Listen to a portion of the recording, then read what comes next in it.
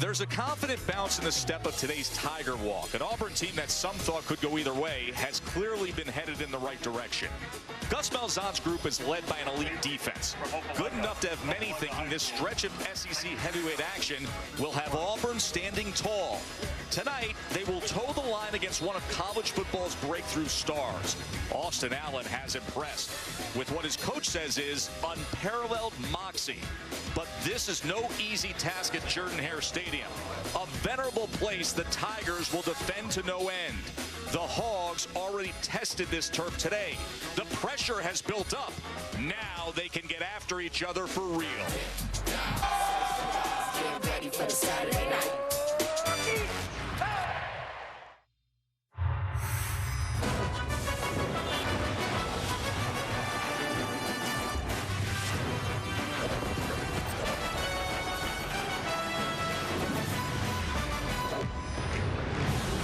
We welcome you to ESPN College Football Primetime, presented by Hampton by Hilton. From the loveliest village on the plains, Jordan-Hare Stadium here at Auburn. 17th ranked Arkansas, their first true road game in the SEC this season, taking on 21st ranked the Auburn Tigers. As we say, good afternoon, everybody. Thrilled you're with us again. Joe Tessitore, Todd Blackledge. We'll visit with Holly Rowe in just a moment. These two top 25 teams could play a factor in how the SEC will be won. When last we saw Arkansas, Todd, they were impressing with a fourth quarter game-winning drive. Well, they had the balance offensively that we've come to expect from Arkansas. 200 yards passing, 229 yards or passing, and 200 yards rushing. And that last 10-play drive was vintage Arkansas and vintage Austin Allen. Interestingly, the drive started with a sack, which you think is horrible, putting him behind the chains. Austin Allen coolly hit his tight end for 14 yards, and then a couple of big catches by Keon Hatcher. This one on 4th and 4. The next one on 3rd and 9. A tough physical catch.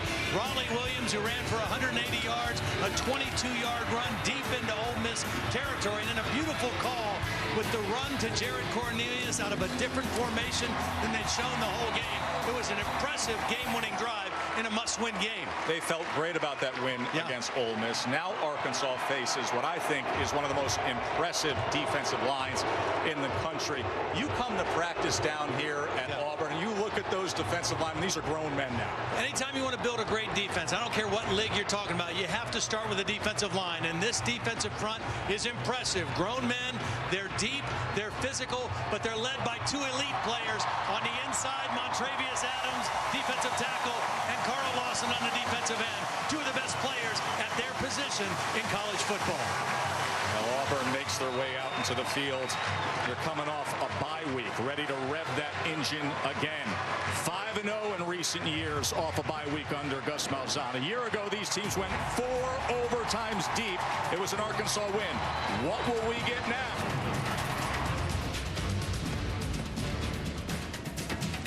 College football, brought to you by Allstate, proud supporters of college football. It's good to be in good hands. And the DQ $5 lunch, now available all day for a limited time. Joe, Todd, and Holly with you here on a sun-kissed day at Auburn. Top 25 SEC West showdown. Arkansas has the SEC's leading rusher in Raleigh Williams. Holly. Well, that's right, and it's just a miracle, Joe, because last year in this game against Auburn, he underwent a terrifying neck injury. As he lay on the field, a disc was pressing against his spinal cord, leaving him with no feeling in his hands and legs. But now, just a year later, his return is triumphant. He leads the SEC in rushing, but what's more impressive, almost 40% of his yards come after contact. He is running fearless, free, and fierce for the Auburn Tigers. Against the Auburn Tigers, they'll need him at full strength tonight. Keeps them true to their identity. Arkansas won the toss, and they will receive. And there is one of the very best in the country, Daniel Carlson.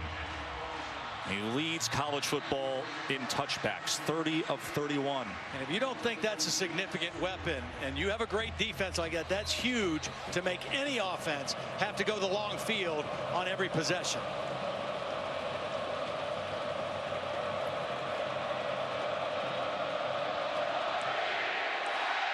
This time he hits a line drive that takes a bounce and still goes for a touchback right past Deion Snow. Stewart. So let's say hello again to Austin Allen, who leads the SEC in passing yards, passing touchdowns, and is the only quarterback in major college football with 7 multiple passing touchdown games. He has just played above and beyond, I think, what anybody expected in his first year as a starter, replacing his older brother Brandon. And because he's played so well, they've started to add to his workload at the line of scrimmage, giving him more responsibility with orchestrating this offense.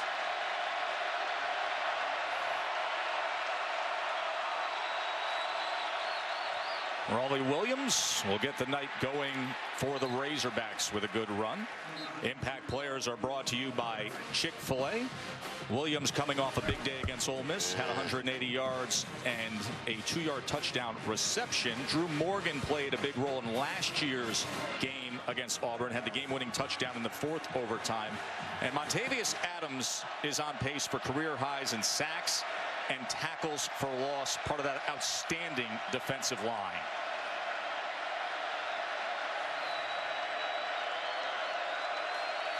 Second and 3, and Allen to pass. And he slings this out of bounds, incomplete, as he was looking Morgan's way. Kind of threw that one away. I thought he might just take off and run after he eluded the initial pressure. Thought he might have had enough daylight to get close to that first down. As it is, still a very workable, manageable 3rd down and 3. Auburn's defense coming in, doing a nice job on 3rd down, allowing 31.5% conversion, and a vast majority of those have been 3rd and 7+. So this is a much easier, manageable distance for Arkansas. 3rd and 3 as they go trips to the top here. And Allen gets it complete for a first down to Drew Morgan, who takes it out to midfield, finally tackled by Holsey, a gain of 19. Yeah, you have 2 guys clearing out and Morgan patiently coming underneath. Good protection. Raleigh Williams stays in to help block. Nice pocket. And Drew Morgan right in front of his quarterback. 2 receivers clear out. Morgan comes underneath. And the first 3rd down conversion of the game for Arkansas.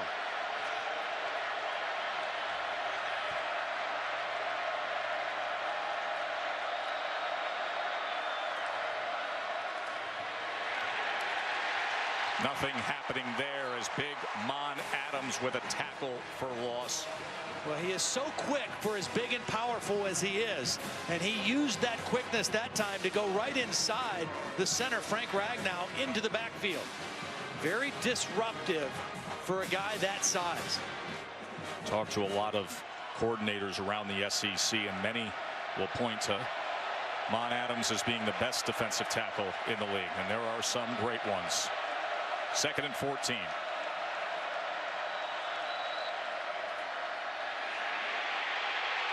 They got to him.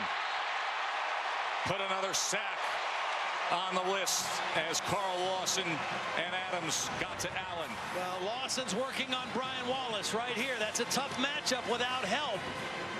And he kind of freezes him. He stops, and then he goes, and Brian Wallace just had trouble staying engaged with the ever-dangerous pass rusher. So on back-to-back plays, we see those 2 elite defensive linemen. 2nd down, it was Mon Adams. 3rd down, Carl Lawson. They pace this Auburn defense. 7 sacks for Carl Lawson on the season.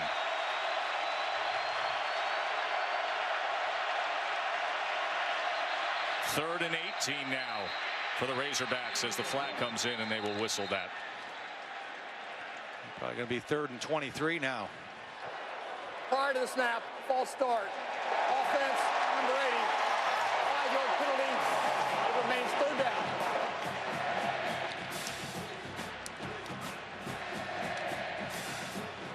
Brett Bielema has got an outstanding punter of his own in Toby Baker. And at this point, he has to be thinking, be smart, be safe, try to play a little field position here.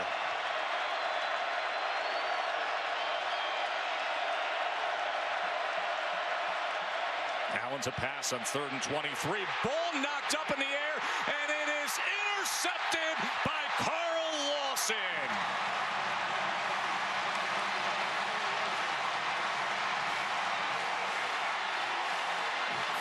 Well, it's Mon Adams and also Trey Williams. So Trey Williams is going to come on a blitz, but Mon Adams is going to push the pocket. And I'm just, well, now they're saying Lawson was offsides. I was really surprised Arkansas went ahead and threw it on 3rd and 23.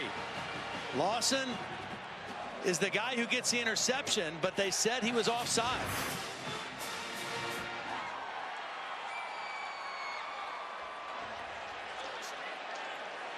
I just don't think Arkansas is going to have much success in this ball game blocking that front in definite passing situations. I wouldn't be surprised to see a screen or a draw here on this play because it's still 3rd and long for Arkansas. The crowd settling in after the roar, thinking they had an interception there. But the 5-yard penalty marked off, and we're back to 3rd and 18. Either that or you keep Sprinkle and Raleigh Williams both in to help protect.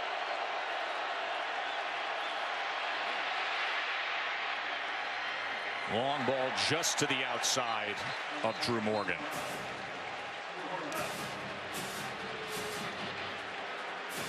Let's go back and take a peek at what the penalty flag was on. Well, here's Lawson right here. And that's who they identified as being offsides. I don't know. One of the better punters in the country is Toby Baker, as Marcus Davis puts his heels on the 16 for the return.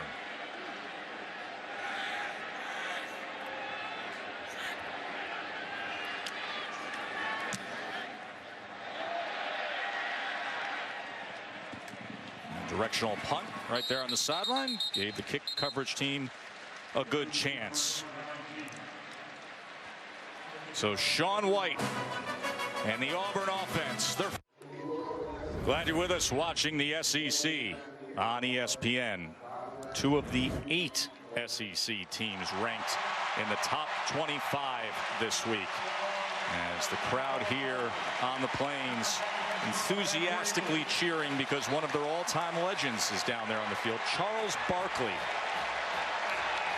with Bo Jackson, as Bo on a video message that was just played to the 87,000 announced that Charles Barkley will have a statue honoring him and his great athletic legacy here on campus. The video message was kind of Bo going back and forth with Charles saying, hey, you're the #1 best athlete, I'm #2. You could make an argument for either one of those guys. Well, here is Eli Stove, and Stove breaks free. This Stove is red hot to start the game.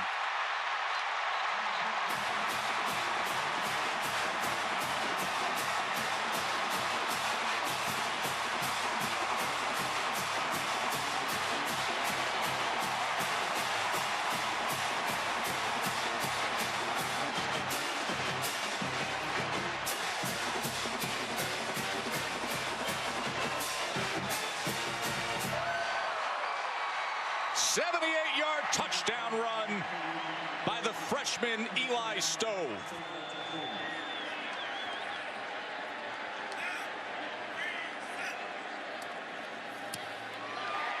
And the 119th consecutive PAT for Daniel Carlson. Well, that didn't take long. Beautiful play, Rhett Lashley. Very seldom do you see Sean White under center. It kind of fooled the Arkansas defense. And then the speed of Eli Stove, the freshman from Niceville, Florida, took over. And in one play, Auburn on the scoreboard.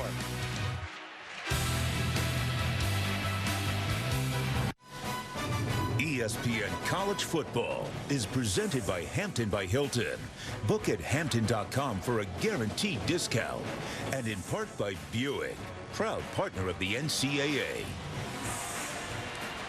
War Eagle indeed, as Nova got the night started. And then one of the talented freshmen moments ago for Auburn, Eli Stove, with a 78-yard touchdown run on first offensive play. And a touchdown lead early on. Really a great call by offensive coordinator Rhett Lashley. A real tendency breaker on the very first play of the game.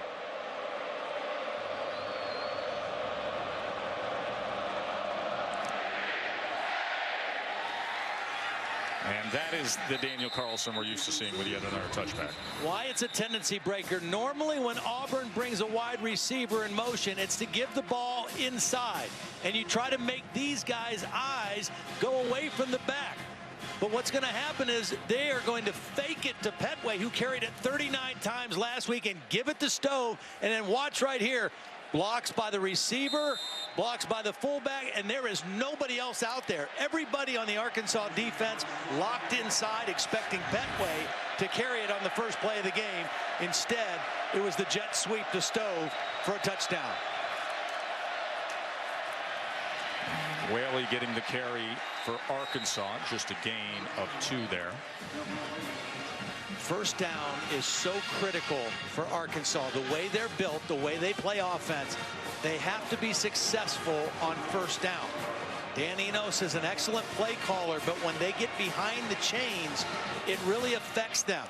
Last week we saw them, they were beautiful on first down. When we had them against Alabama, not so much. And I would say this defensive line is comparable to Alabama's when it comes to pure talent. Quick bubble this time to Morgan, and he stays in. That was a shifty move that time to get the extra yardage. Arkansas needs to have balance on first down, where they have that threat of either run pass, because the more times they can stay away from third down and definite pass situations against this defensive front, the better off they'll be.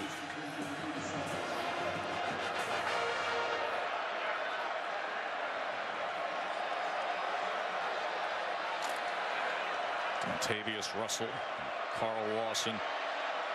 Marlon Davidson on the end here, number 3. He's a true freshman and is a grown man himself. 6'3", 275. First down pass. Here comes Lawson with pressure. And it forces an errant throw by Austin Allen. Holly. Well, guys, you can already see. Look at Dan Skipper right now getting into it with this defensive front of Auburn. There is a lot of pushing and shoving, and it started early in the pregame. Now, this is a routine. Arkansas always gathers in a circle before the game, but Auburn didn't like it when they came out because they do the same thing.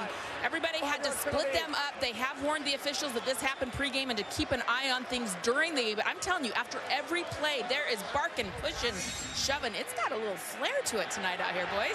Todd, what'd you make of that pregame? Well, I just think it's a lot of noise. I don't think there's too much seriousness to it. I mean, obviously, you know, the whole thing with the logo, and I'm sure the Auburn players didn't like Arkansas's players being out by the logo, but this is when it really matters. This is when it counts, when they're actually going after real plays here. 1st and 5 after the penalty.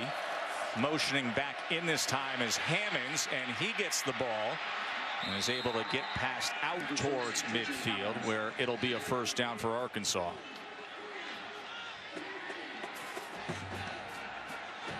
Arkansas, we've done a lot of Arkansas games, but just for those people that aren't as familiar, 3 new offensive line starters. Dan Skipper, who Holly just referenced, the big left tackle. He was the right tackle last year. Frank Ragnow, their other returning starter, he was a guard last year. He's now a center. And that unit is still trying to build chemistry here, 6 or 7 games in. Play action on first down. Allen, incomplete, trying to find the senior receiver, Keon Hatcher. There is that offensive line for Arkansas. Dan Skipper's been a big part of it for a few years now. And that guy, Yelda Froholt, he was a defensive lineman last year. He came from Denmark. He only had 2 years of high school football. He's a relatively new football player, period. And he's starting in the SEC West at left guard. Saw the 18 sacks allowed. Consider what the 4th quarter of both the Alabama and Texas A&M game looked like when they were forced to pass and Allen was taking a beating. 2nd and 10.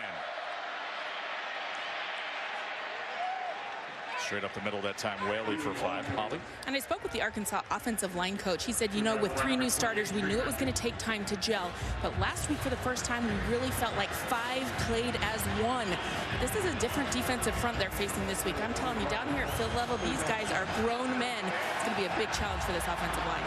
Well, they ran one of their vintage plays there, the wham play, and they hit Dontavius Russell. You got to do certain things to take some steam out of these guys. They did it on that second down play. 3rd and 5 now.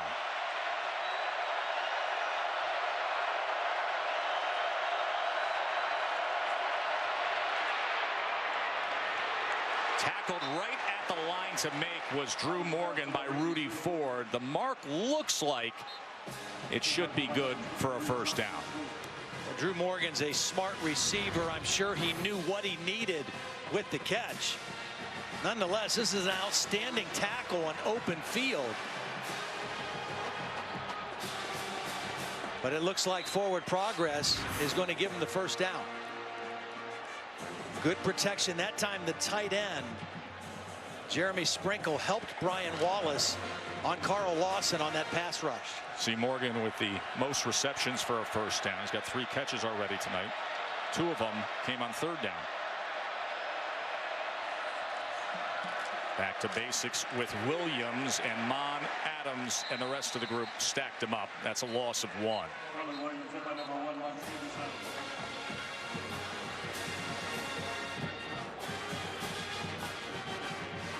This Auburn defense has held 6 of their last 7 opponents to less than 20 points. They opened the season with a very impressive game against Clemson, holding the Tigers to their lowest point total since 2014, and they have played at a pretty consistent level, even in their 2 losses all season. That was just a 19-13 game against Clemson. There's the screen to Williams, able to cut back. So you have to do certain things against teams that have great pass rushing ability. Screens, draws, misdirection, wham plays, things that you get them coming upfield and you take advantage of their strength against them. We saw a wham play earlier in the drive, and that screen right there was an effective play on 2nd down.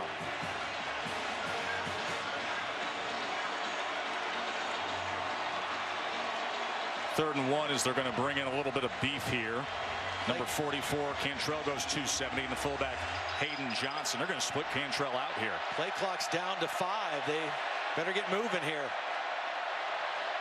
Hit zeros. Get it off. They didn't get it off. Unless they called a timeout from the sideline, they did not get this play off. That could be a very costly mistake. Again, you don't want to put yourself in pass situations on 3rd down. Offense. 5-yard penalty. 3rd down. You know, something unique about Jordan Hare, the play clocks are low. They're just over the heads of those standing in the corner of the end zone. Well, it's up to the quarterback and the offensive coordinator. They come out on the field before the game. They go through all that. They identify where those are. That play just was slow getting called, and then they had motion with the play. And that difference between 3rd and 1 and 3rd and 6 against this defense, that's a big deal. So 5 yards further, 3rd and 6. Need to get to the 31. Lawson is the guy at the top of the screen, number 55. Deflected and should have been intercepted by Holsey. Well, Marlon Davidson, number 3, is the guy that gets the initial deflection. He's going to rush number 3. You're going to see him get a piece of the ball right here. That's the first deflection. He goes on a little stunt. He comes outside and gets a hand on the football. And then it's deflected 2 more times, and if that is caught, it's a touchdown, because there was an escort of blockers out in front of Holsey had he been able to hold on to that interception.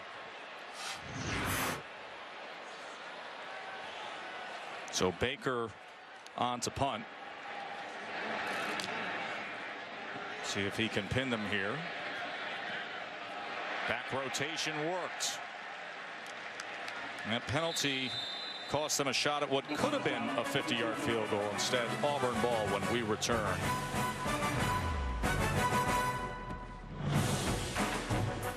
great night to just sit back and take in a doubleheader of SEC action. Coming up later, number 23 Ole Miss in Death Valley taking on number 25 LSU. Of course, LSU, Todd, 2-0 since Ed Orgeron took over as the interim head coach. Well, and he's not been bashful about saying how much he wants the job, calls it a dream job, a Louisiana native. There's a lot of momentum for him right now, but you know, that 2-0, they played Missouri and Southern Mississippi. Tonight, a better test against a good Ole Miss team in an intense rivalry game. Here's Petway, Cameron Petway, who was a workhorse last time out against Mississippi State, had 39 carries for 169 yards and 3 touchdowns. Well, we've talked to Rob Smith, the defensive coordinator of Arkansas, many times this year, and he always says we have to limit explosive plays. First play of this game was an explosive play for a touchdown. Sean White, as he goes downfield, and that should have been intercepted by Ryan Pulley. Dueling dropped INTs between these two. Well, it looked like a misfire because of a miscommunication.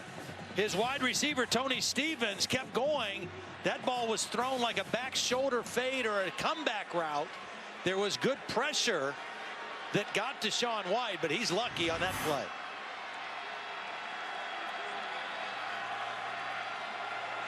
Third and 3 as Cam Martin will come and meet White in the backfield.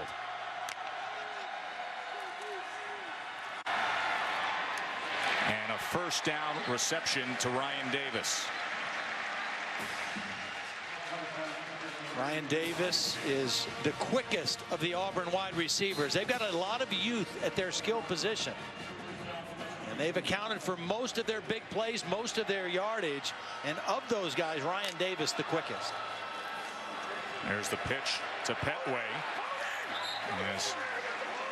Now remember that action right there, Joe, because Auburn has a lot of plays off of running plays. They've got a play action pass where they'll fake that same little toss and raise up and take a shot deep later in the game. Good hard run that time by Bubba Petway. He's a 240-pounder, and they move the chains again. Well, we've yet to see, and we may not see, Kerryon Johnson, their leading rusher, a much different runner than Petway. Petway, a north-south bruiser between the tackles. And look at Sean White. A big gainer for Sean White. Well, number 85, Jalen Harris, is going to get a huge block. I think this might have been called by design. Jalen Harris is going to lead block out here, and watch Sean White. Everybody's thinking Petway's going to keep it. Sean White, not known as a runner, got a big play there. And now Petway continues good hard work on the inside against Arkansas. Last year in the 4 overtime win for Arkansas, they did not give up any big plays of 20 yards or more until the last 2 possessions of the game. Already 2 for Auburn. You get the sense they're going to get a heavy dose of this. Yet another carry for Bubba Petway. There is Kerryon Johnson, who's been dealing with an injury the last 2 weeks. Averages 89 yards a game for this offense. Now, he's a much different runner than Petway. Kerryon Johnson gives him a little make you miss, wiggle, very good out of the backfield. But again, Petway has been the guy carrying the load. Holly, what have you heard about Kerryon? I'm told that Kerryon is available to play tonight with a right ankle injury, but I've watched him carefully in warmups where I thought he looked tentative. The coaches said they didn't want to rush him to return because they have so many games left ahead, and it looks right now the way they're moving the ball, they may not need him. They could protect him for next week. Slant left formation here with Petway and Chandler leading the way, and he just bulldozes into the end zone.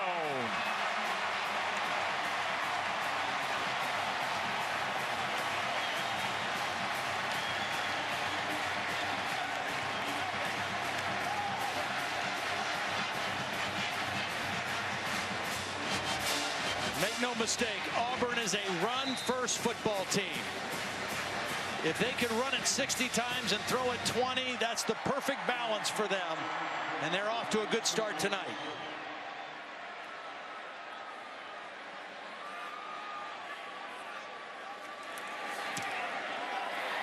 5th rushing touchdown of the season for Cameron Bubba Petway.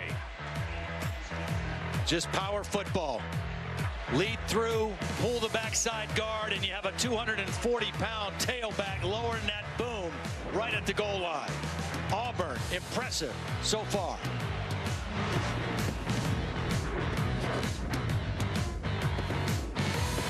Football for Auburn. Watch these 3 blocks. 3 guys with huge blocks on this play, and then give the ball to a 240-pound tailback and let him do the rest. Lowers the shoulder at the end. That's excellent execution. Power football for a team that likes to spread you out but wants to run the ball as often as they can. And a 2-touchdown lead for Auburn. Sophomore running back scores there, his 5th rushing touchdown. You saw the freshman receiver, the 78-yard touchdown run, and the production by the young guys on Auburn has been sensational this year.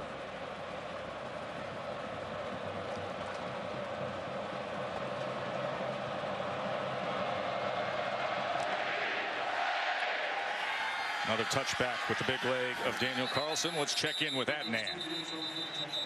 Thank you very much, Joe Tess. Let's take a look at Bring It Home, brought to you by Quicken Loans. And it's Texas A&M and Alabama. 240 to carry.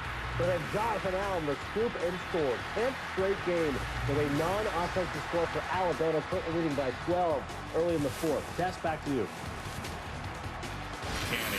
As you look at the remaining undefeated teams, of course, Bama and Texas A&M playing today, it is uncanny how consistent Alabama can rely on their special teams and defense to score.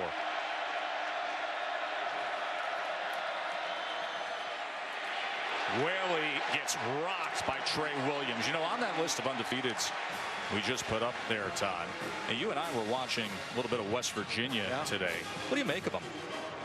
Better than I thought. You know, it's kind of interesting. I haven't gotten a chance to see all those undefeated teams, but I watched a little bit of Boise State last night. I watched a little Nebraska today and West Virginia, and I think of those 3 anyway, West Virginia has impressed me the most, both offensively and defensively in their game today against TCU.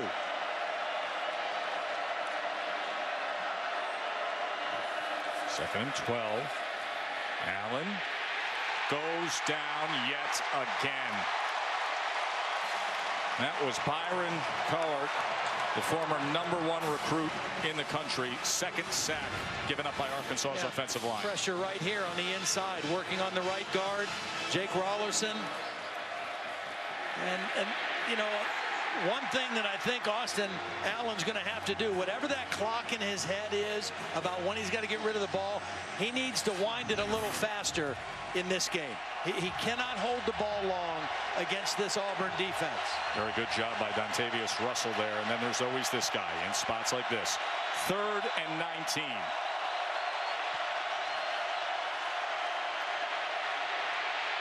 Can he escape? Allen lost the ball, and there's a fight for it. Marlon Davidson is in the middle of that. Auburn football.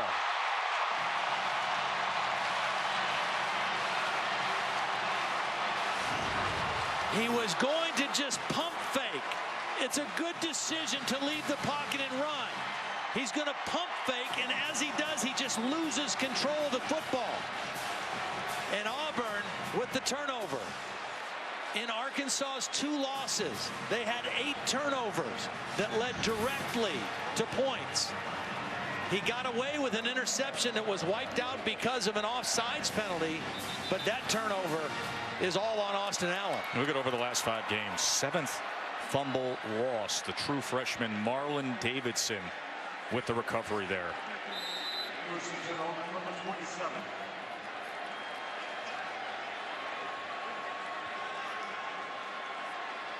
And Auburn starts at the 27. Here is Chandler Cox. Throwing the dog a bone there. Chandler Cox, the fullback, a very physical kid. He's the guy in this offense. If you follow him, the ball's going to be behind him most of the time. Mostly a blocker. You throw him the ball every once in a while to keep him happy. And now Truitt gets a carry. Former receiver turned running back. Dive drives into the end zone.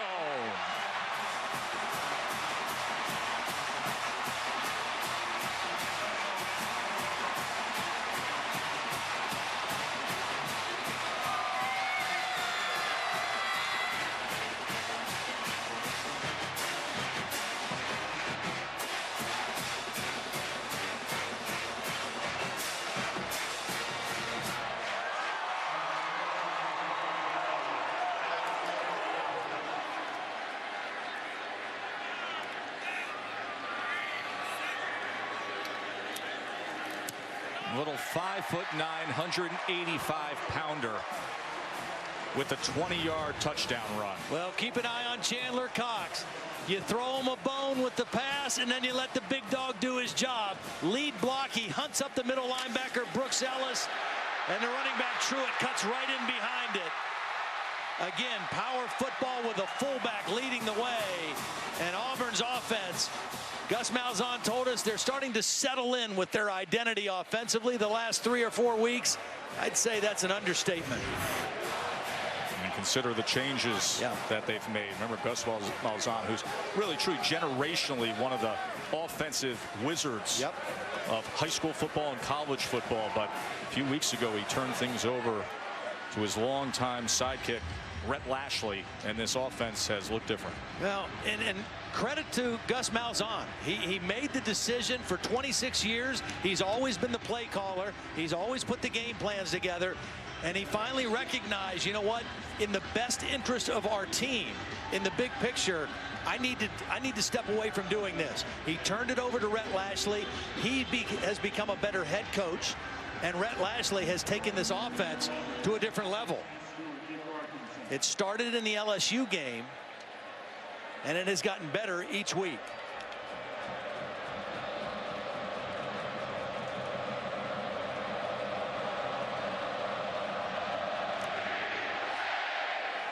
Seen it every which way now from this Auburn offense. Adnan. Tess, we go back to Tuscaloosa, Texas A&M and Alabama. Jalen Hurts, the quarterback here, with a 37-yard rush for the touchdown. Has 89 yards overall on the ground. And Bama as a team, 243 yards and counting against that Aggies defense. That's a Tide now pulling away 33-14 early in the fourth, Joe. So now Hurts with 2 passing touchdowns and the rushing touchdown for Alabama, who's up big now on A&M.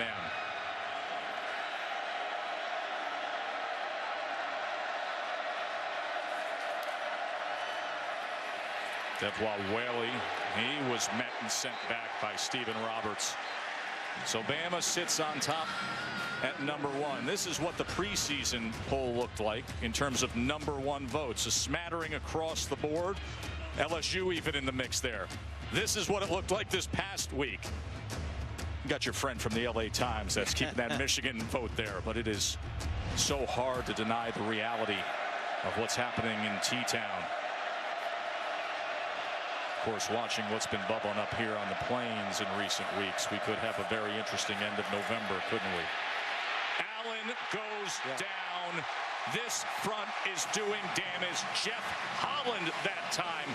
The 3rd sack for Auburn. Well, again, the clock has to get speeded up for Austin Allen. His guys are overmatched with the pass rushing ability of this Auburn defensive front. So it's got to get out of his hand, or he's got to run sooner in order to survive. Eli Stove, Bubba Petway, and Stanton Truitt give Auburn a 21-0 end of first quarter lead.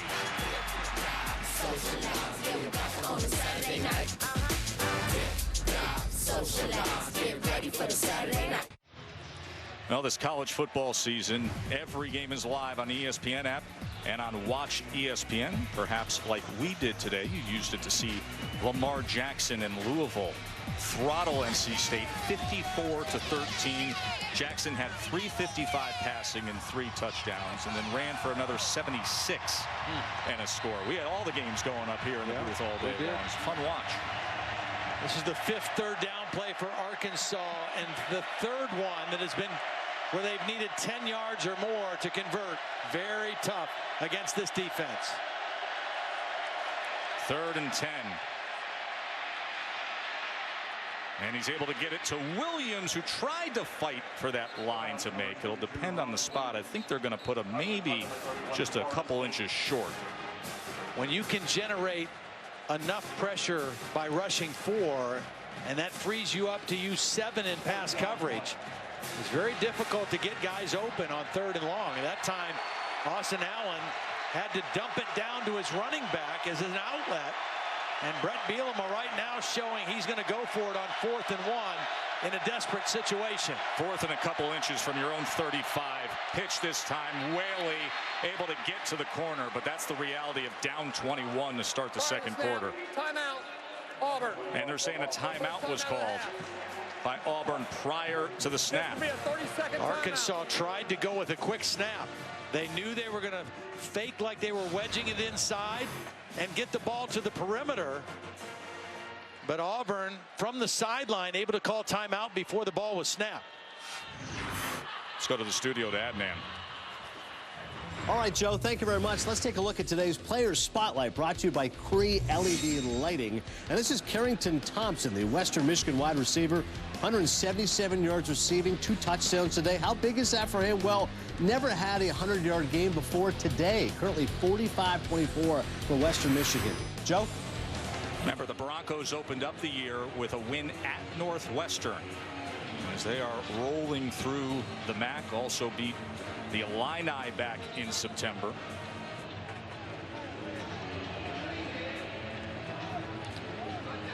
Well, I don't know if Arkansas is still going to go for it now or not. They had the element of surprise with the quick snap.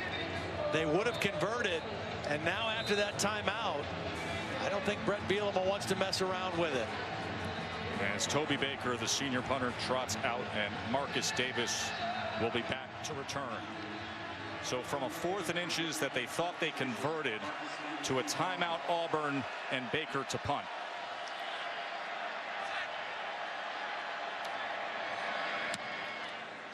And it's not a good-looking punt at all. Takes a bounce at the 27, and then an Arkansas roll harmlessly inside the 20. Well, the season review of Auburn, they have been outstanding running the ball, Todd. And you think about the losses, well, it's Clemson and A&M, and they played both of them tough, especially defensively. And now look at what they've turned into, and look what's ahead. And that number 1, of course, the 81st Iron Bowl will be played November 26th at Alabama. The explosive nature of this offense. They have 21 points, but they've only had the ball for 3 minutes and 17 seconds and 3 big explosive runs already. And here comes Petway again as he lowers the shoulder for 10.5 yards. Again, the last 2 games, Auburn and Sean White has thrown the ball 18 times in each game because they've established their run and thrown the ball when they want to. Going to run the ball out of that stack right formation as he cuts it back. And then the second effort, just dragging defenders with him. They claim the ball is out as Santos Ramirez comes up with it. Let's see what they say down on the field. You know what? He did rip the ball out. I think this is right. It is. Petway is fighting for extra yardage, and Santos Ramirez, who's the guy who got the big hit on Chad Kelly last week and forced the fumble, rips it out. This is a heads-up play by Ramirez. As Petway is getting ready to go to the ground, he rips the ball out. Oh, he's laying on the ground, it looked like there, Todd. Moving on the field with the fumble recovered by Arkansas. The previous play is under review. Clearly you can see Petway had hit the ground at the moment that Ramirez then rips it out. Yep. Yeah, that one will get a reverse. So it's pretty obvious that they will have the indisputable video evidence to reverse the call here.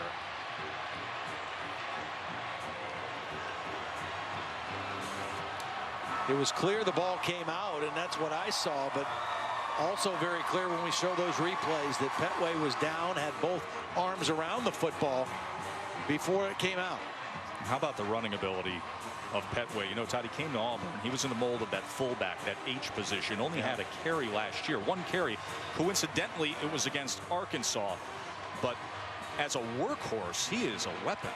Well, 39 carries in their last game. Now, he had a bye week, so it wasn't a week ago that he had 39 carries. But he was the workhorse in that big win on the road at Mississippi State. And again, he's a north-south guy. He's not going to try to make you miss. He's not going to dance in the hole. He's a straight-ahead runner, but he runs with a lot of weight behind his pads as well.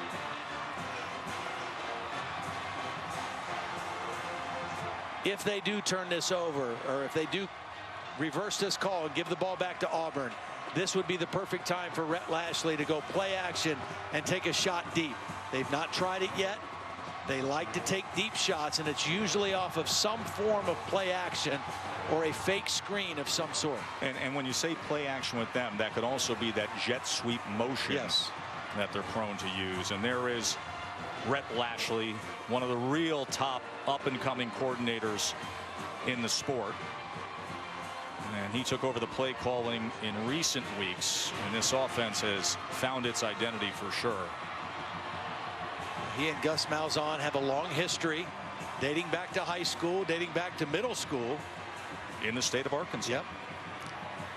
And again, prior to the LSU game, Gus said, you run the show now. Let me do the head coaching thing and be a better game manager and strategist, and you be the play caller. After further review, the runner was down at the 47-yard line. That's Ken Williamson is heading up this SEC crew, and Doug Linebarger is upstairs with the replay folks. Well, they got it right for sure. I mean, Petway is running hard. He's charging. Arkansas looking for something good to happen. A nice idea by Ramirez, but Petway is just bulldozing his way through this Arkansas defense. A lot of time on the sideline for Rhett Lashley to decide what play he wants on this first down play from just shy of midfield.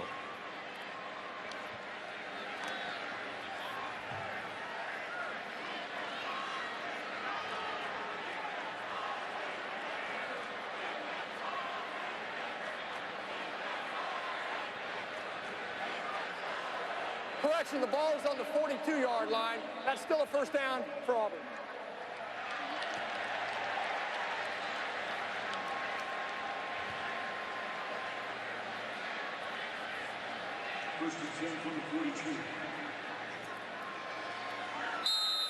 So a first down for Auburn after they reversed the call.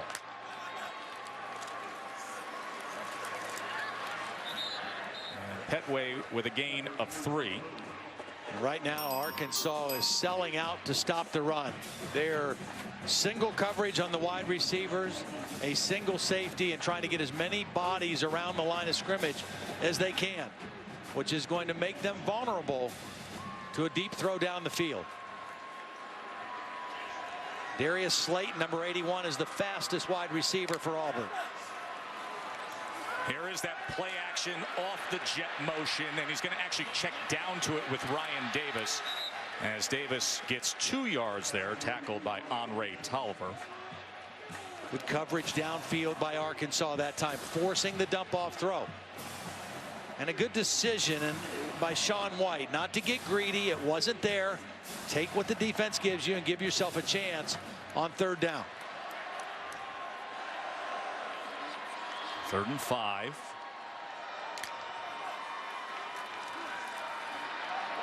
That was thrown off the mark as Tolliver actually had a break on it. He was trying to get it to Ryan Davis. Holly. Well, this defense of Arkansas was reeling after the first quarter here on the sidelines. The defensive coordinator, Rob Smith, gathered them together, and they have tried to make some adjustments. Remember, Auburn is coming off a bye week, so there may be some things going on that Arkansas hadn't exactly planned for. I heard him say we've got to have better eye discipline. Get your eyes in the right place. A much better defensive stand right there. Jared Cornelius back to return. Nobody has been able to get return yards off of punts against Auburn. -3 punt return yards given up as Kevin Phillips skies this one and turns it over. And it does bounce into the end zone, but a 4.41 hang time for Kevin Phillips. as Arkansas needs a little something here.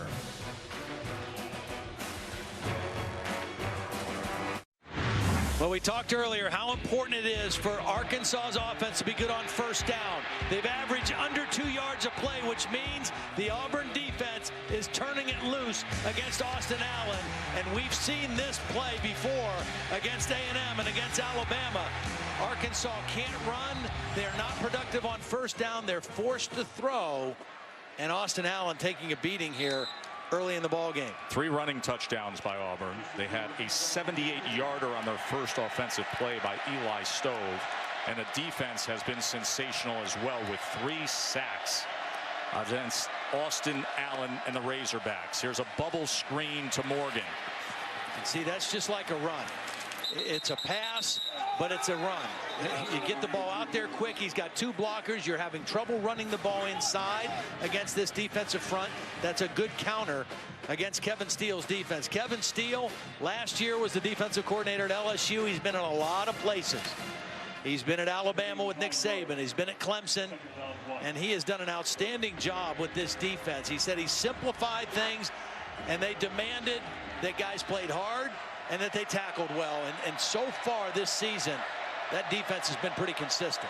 Does he have talent up front? And this will be a first down for Arkansas.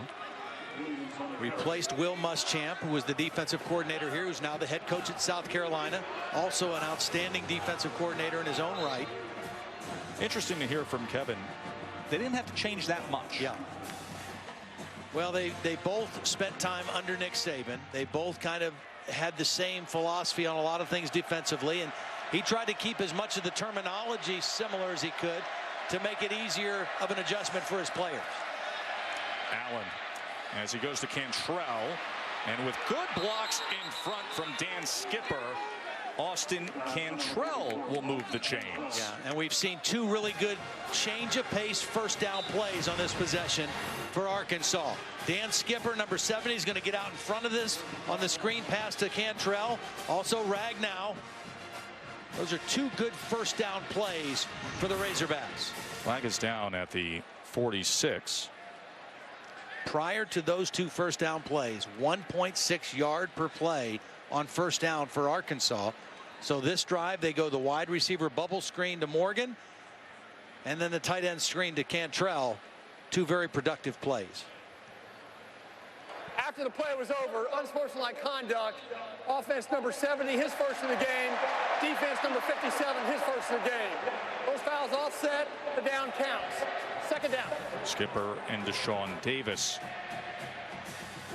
Deshaun Davis, a young linebacker out of Pritchard, Alabama.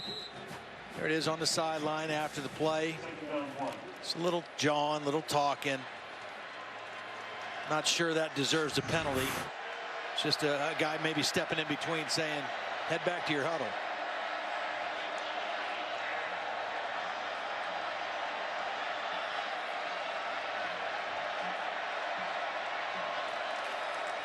Second and 1. Williams trying to drive, but it was Deshaun Davis, the first to get into the backfield. Let's see where they spot this. Yeah, really a well-timed run blitz by Deshaun Davis. The guard Rarlson unable to cut him off. Deshaun Davis, his first year playing, a very smart guy. Kind of the quarterback of the defense. Thought it was interesting. Kevin Steele described him as a problem solver. Said if he sees something out there that's a problem, he has the ability to fix it on the field. It's a nice way to describe a middle linebacker. Really is.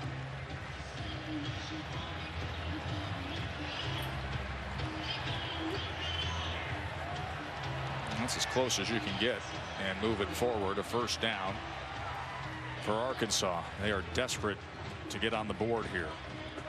Well, we've seen a couple screens on first down. One of the things Arkansas loves to do, but it takes a little bit longer protection, is play action with the deep crossing routes, the over routes, to try to get a big chunk play. The problem is you got to protect for a little bit longer in order to do that.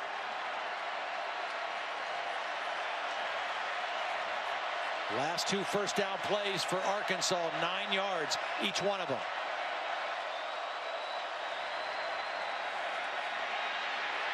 Allen feeling the heat, but able to get it complete just short of midfield to Cantrell. And he is holding his right knee. He has been such a tough guy in recent weeks against some of the best defensive fronts in the SEC, but he is down right now after that play. He took a shot at the end of the play that did not look good. That's his dad, Bobby, who's been a longtime member of the Arkansas staff. It was Carl Lawson, number 55, and quite honestly, this could have been called a penalty on Lawson. The ball's gone, and he rolls into the back of the quarterback's legs. Certainly not trying to hurt the quarterback, but Austin Allen looks in pain. We'll check on him as we return. Ty Story is warming up. Heroes like the Avengers protect the world from physical dangers. Austin Allen, who leads the SEC in passing yards and passing touchdowns, being helped off the field. This is what happened moments ago, Todd. Well, he's stepping up in the pocket. Again, Auburn with outstanding pressure. And Carl Lawson hustling at the end of the play, rolls into the back of the legs. As his father, Bobby, looks on. And as seldom used Ty Story, the redshirt freshman, is in at quarterback. Here's the pitch to Williams on 2nd and 4. Let's go to the studio and check in with Adnan. Thanks, Tess. I want to update you once again on what's happening with the Washington Huskies. This time taking on Oregon State, and Jake Browning, who currently is in the Heisman race. 1-yard touchdown run here as he avoids a couple tacklers. Huskies up 14-0 midway through the first. Tess, I know you know all about that Heisman race. Yeah, Jake Browning is currently tracking 5th in our Heisman poll of official voters. Last week was 4th. Yeah, I was very impressed with him, very impressed with that team.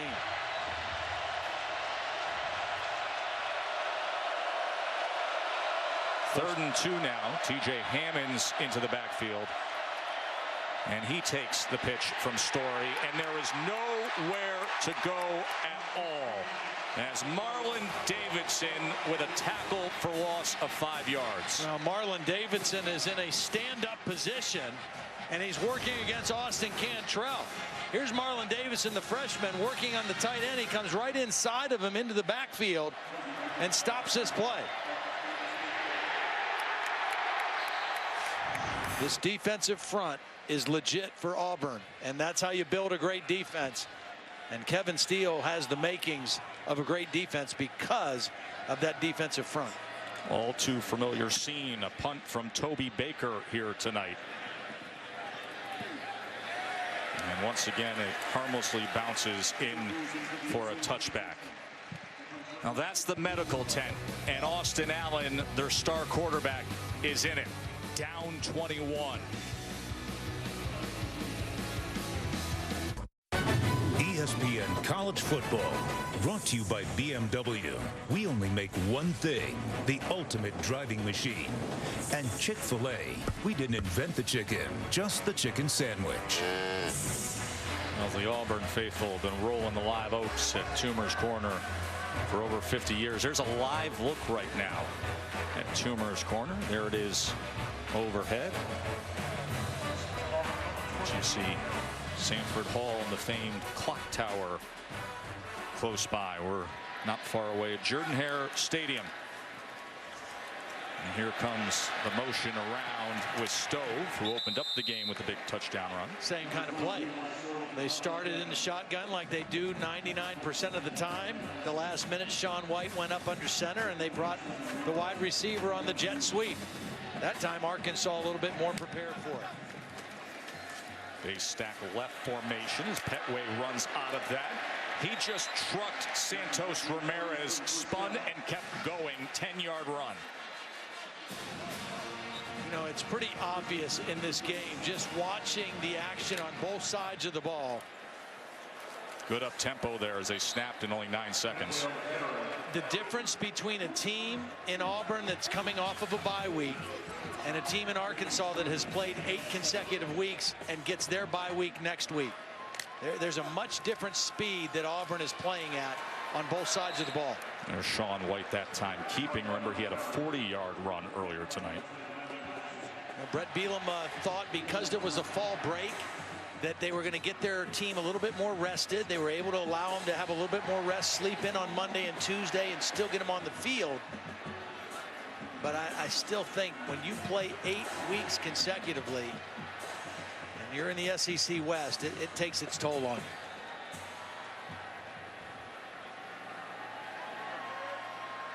Third and 3, they go under center. And this is a pitch to Stanton Truitt. And he was cut down that time by Tolliver. That was really good discipline by the Arkansas defense, because that jet sweep, again, is to try to get eyes in the wrong place. But Arkansas's eyes were in the right place. They stayed in position with contain. And Andre Oliver with a nice submarine tackle short of the first down. So Kevin Phillips on to punt again. Told you that unique stat. Negative punt return yards given up this year. This is high and short, and it'll be a fair catch as the coverage team was standing right over Jared Cornelius. Austin Allen is still in that medical tent. Will we see him? Stick around. Expedia shows us here at Jordan-Hare Stadium. Holly, what's up with Arkansas quarterback Austin Allen? Well, he has emerged from the injury medical tent with a new brace on that right knee. He just tried to take some snaps, drop back, and show that he can run, and he is going to take the field. Now, Brett Bielema has said this kid has unparalleled moxie. His words to describe him are that he's tough, but boy, a long evaluation. He's only just now taken a couple of snaps and run right back on the field. Well, that right leg is his plant leg when he throws the football. Just be interesting to see how much he trusts that new brace to plant and step into throws. He's going to throw right away. And it was a good ball to Keon Hatcher as he gets it out to the 35-yard line, a 17-yard reception. You know what? Brett Bielema talked about the moxie, but Joe, you and I were talking about this. Every single defensive coordinator and head coach of an opposing team that we've talked to about Austin Allen, without us even asking a question, has said the same thing. The guy shows incredible toughness. He keeps getting back up and throwing the ball with accuracy. I mean, he is a well-respected guy around this league. Devwa Whaley on the carry here. It's really tough to find room against that Auburn front seven. Darrell Williams with the tackle. Well, even though you're down 21-0, you can't abandon who you are and what your offense is built like. That's why you still have to run the football or try to run the football. Because again, if you get into a situation where you're just going to throw every down, you play right into the strength of this Auburn defense and their ability to rush the passer. Well, he's going to stay in the backfield with Allen. Well, he's got Reed and Cornelius, speedy targets on the bottom of your screen on 2nd and 9. Here's a slant this time to Cornelius. And he's going to be close to the yardage needed near the 45-yard line. Austin Allen's now hit his last 6 passes. It's been a couple screens. That was a quick throw. Again, Dan Eno's trying to figure out what can I do to get the ball out of his hands and protect him a little bit. 6 straight completions after leaving the game moments ago with what Arkansas has told us is a knee sprain. 3rd and short.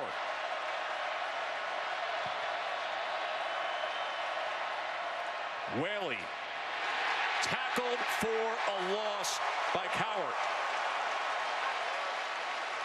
A little surprised that Whaley's in there instead of Raleigh Williams. You can't dance on short yardage. You got to lower your head and dive in there. The fullback, Kendrick Jackson, leading number 34, Cantrell. You got to lower the shoulder and go right into the sternum of number 9 and try to power for the first down. As soon as he tried to dance and bounce, the play was dead. Nice play by Cowart in that Auburn defensive front.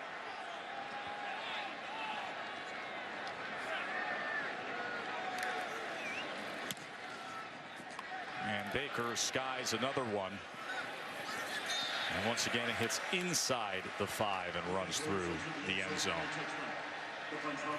Well, as always, we invite you to start off your NFL Sunday with NFL Insiders. They'll have all the breaking stories and injury news, and then Sunday NFL Countdown. That crew will take you right up to kickoff. Monday Night Football, Texans against the Broncos. That'll get going at 8:15 Eastern on ESPN. Of course, think about former quarterback, current quarterback, and the difference in price tag between Brock Osweiler and Trevor Siemian. There's a few zeros missing over here. Jeez, that's quite a difference. Maybe they're paying Osweiler by the inch.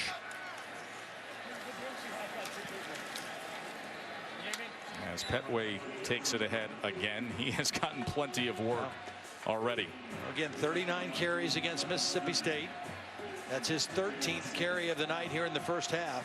We've not seen Kerryon Johnson, and I would expect that we won't see him now. Well, Kerryon Johnson has not been at 100% health. Did try to practice this week, but had an ankle sprain 2 weeks ago in that game against Mississippi State. And in came Bubba Petway. In fact, he had 34 carries in just 2.5 quarters in that game. 2nd and 7 now. Well, and I think an ankle injury like that to a guy like Petway wouldn't be nearly as troubling as it is to Kerryon Johnson because of his style of running. Kerryon is a jump cut guy, a guy who can make people miss, and that really is difficult when you have one bad ankle. So they're going to give him extra time, it would look like, and go with Stanton Truitt as the backup. And Cam Martin when Petway needs a break tonight. Of course, Truitt had a 20-yard touchdown run earlier.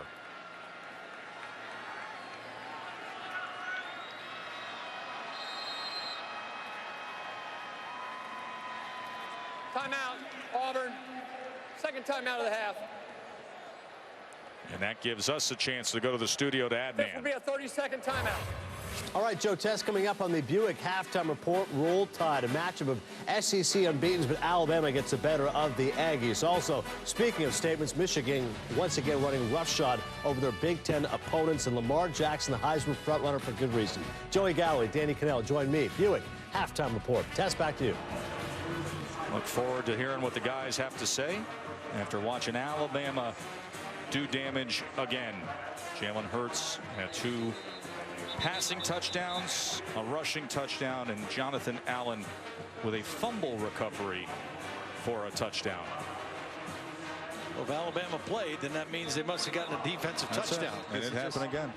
Happens every week. And we're starting to get some clarity now here, Todd, when it comes to the chase for the college football playoff. What's your top 4 look like right now? Well, my top 4 right now has not changed very much. It's still Alabama #1, Ohio State 2nd, Clemson #3, even though they have not played, I don't think, at the same level that the top 2 have. And in Washington is that surging team. I'm very impressed with them on both sides of the ball.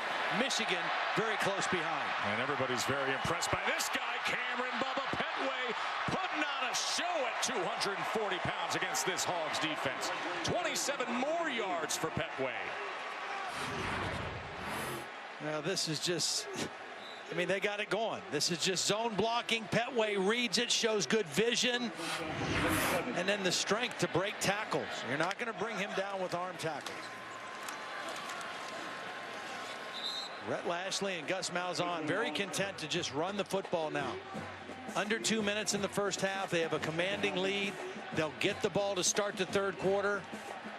And they have everything going exactly the way they want. Their quarterback's only thrown the ball 5 times. They still may take a shot at a deep ball to try to get one more touchdown here before the break. This could be it right here. Truitt wide open inside the 20 into the end zone. Money War Eagle.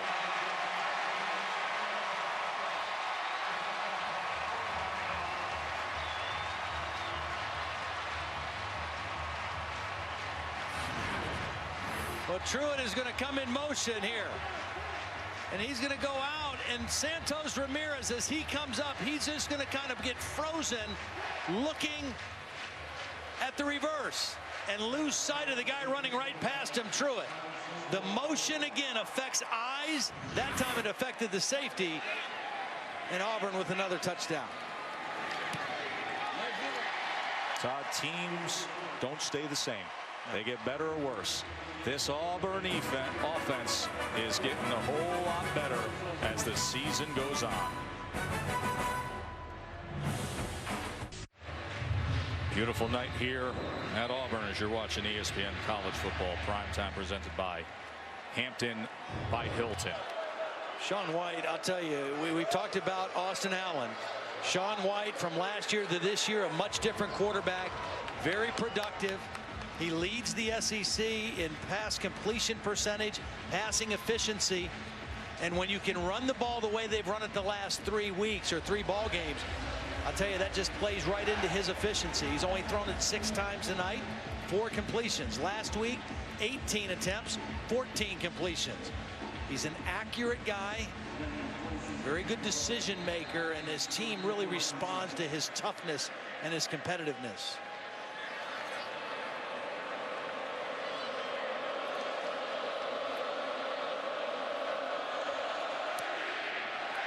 Now there is the national leader in touchbacks, Daniel Carlson.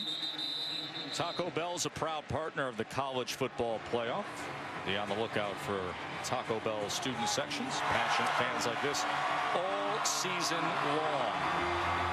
And is there ever passion here at Auburn?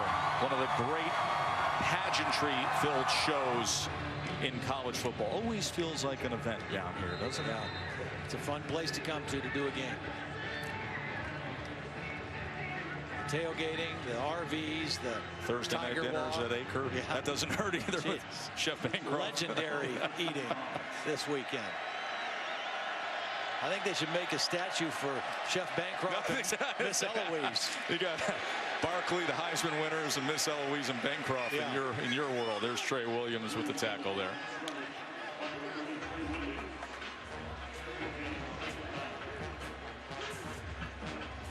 Well, Brett Bielema, this is a tough one to solve. Yeah. Down 4 touchdowns just before the half to Gus Malzahn, the Arkansas native. Got those proud Arkansas roots from being inducted into the High School Sports Hall of Fame back in his native state, to his success at Arkansas as well. Raleigh Williams, good run that time, taken down by Swain.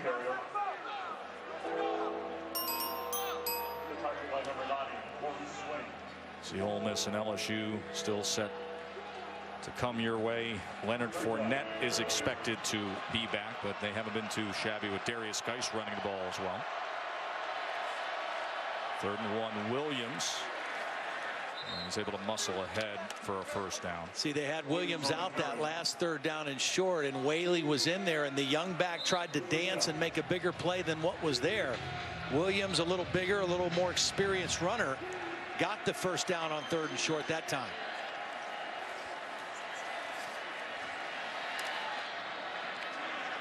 Keon Hatcher now coming back to the ball. Only 5 seconds left, 6 seconds left in the first half. Timeout, Arkansas. First timeout of the half. This will be a 30-second timeout.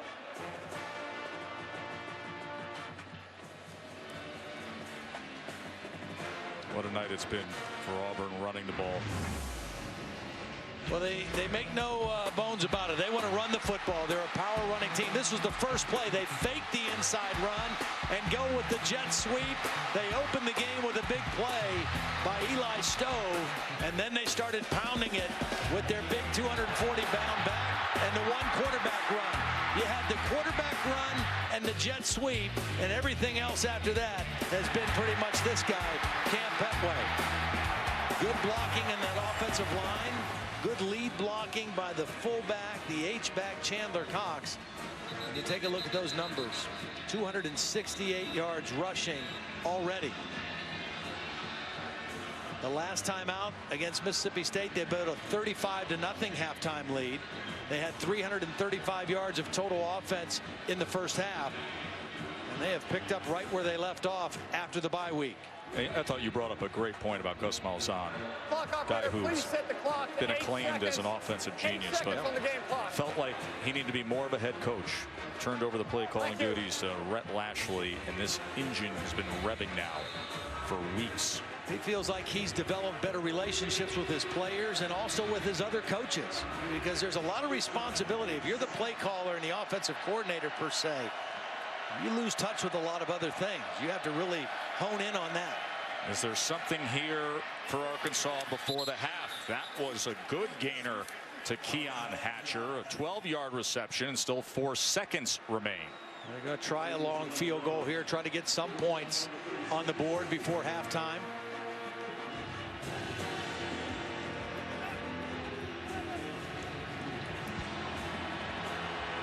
Adam McFain on to attempt the long field goal here, a 54-yarder. Auburn called timeout. Timeout, Auburn. Third and final timeout of the half. This is a 30-second timeout. McFain is hit from 49 in his career. Took over the place kicking duties just a few weeks ago. Mentioned earlier the connection to Arkansas with Gus Malzahn.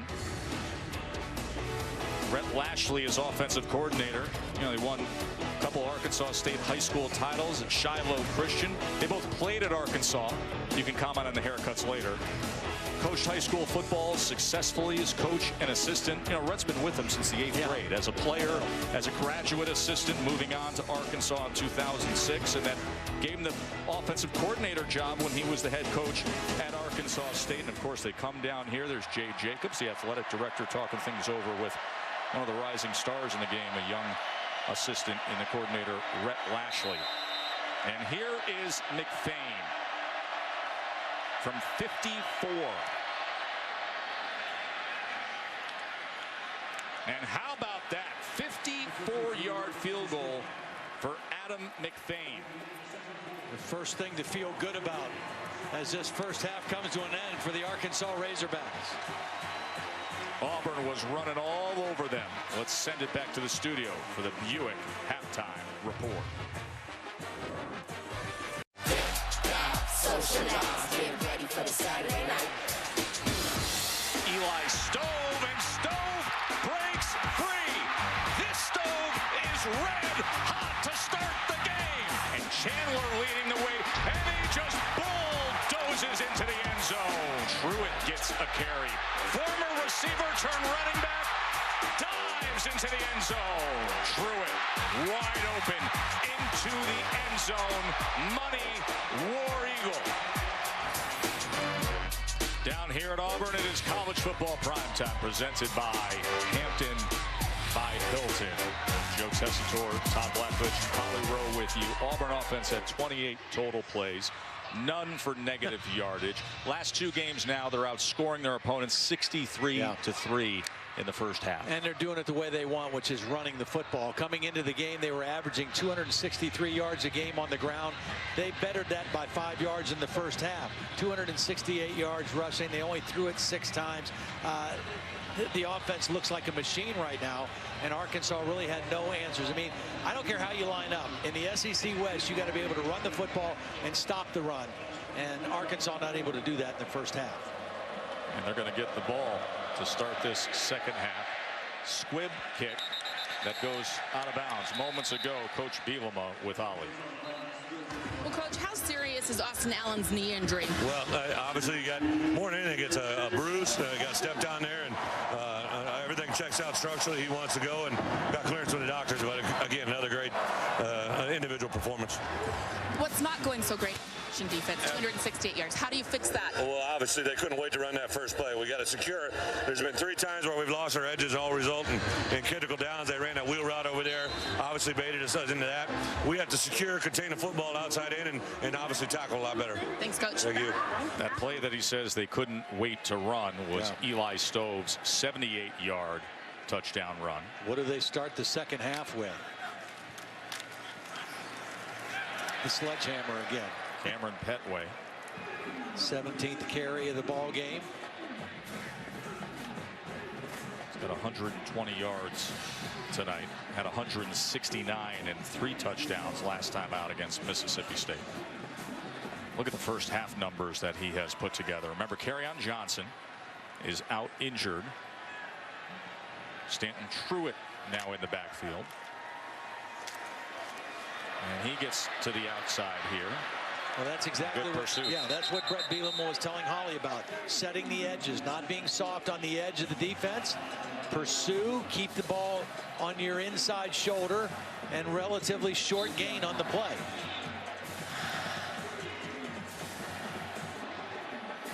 Now Rob Smith and Brett Bielema would like nothing more than get a 3-and-out to start their opening possession here in the second half. Chance for that here. 3rd and 5. Sean White with time. And that's where they want to see improvement with Sean White, is his accuracy downfield, Todd. Yeah, he's a very accurate thrower on short and intermediate routes. He has not been as accurate, and part of it is because his follow-through is kind of weird at the end of deep throws. Instead of stepping into the throw and following through on balance, watch him kind of fall off to the side after he makes the throw. That can't do anything but affect his accuracy on those deeper throws. He gets away with it on the shorter throws. It comes back and get him a little bit on the longer throw. So Phillips on to punt, and this is an umbrella punt that goes short and bounces at the 30, retreating towards the 32-yard line. So not a good effort there by Phillips, just a 29-yard punt. What do you say we get to the Aflac trivia question? Austin Allen, Raleigh Williams came in leading the SEC in pass yards and rush yards, respectively. When's the last time one school had the quarterback lead the SEC in pass yards and the running back who led in rushing yards? That's a good one. Yeah, that is a good question right there. Been so many dynamic duos through the years, especially recently in the SEC. When's the last time that happened? Now Austin Allen left the game for a moment with that right knee issue. Well, he is back to work here, down 25. And was trying to get it to Cornelius. He was covered by Rudy Ford.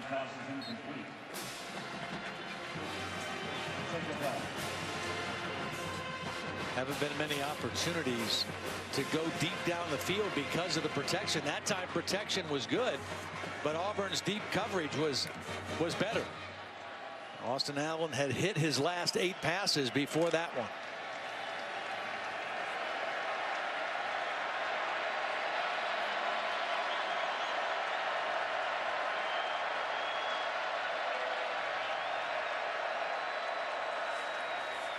Second and 10. And a crossing route. Keon Hatcher for a first down. Out to the 48-yard line, 17-yard reception. Nice job by Austin Allen just maneuvering in the pocket. Now watch Mon Adams. He's going to get pressure. And Austin Allen doesn't panic. He's just going to sidestep a little bit, open up a new throwing window, and find Hatcher over the middle for a nice completion. Took both Rollerson and Williams to try to contain Montrevious Mon Adams, one of the best defensive linemen in the country.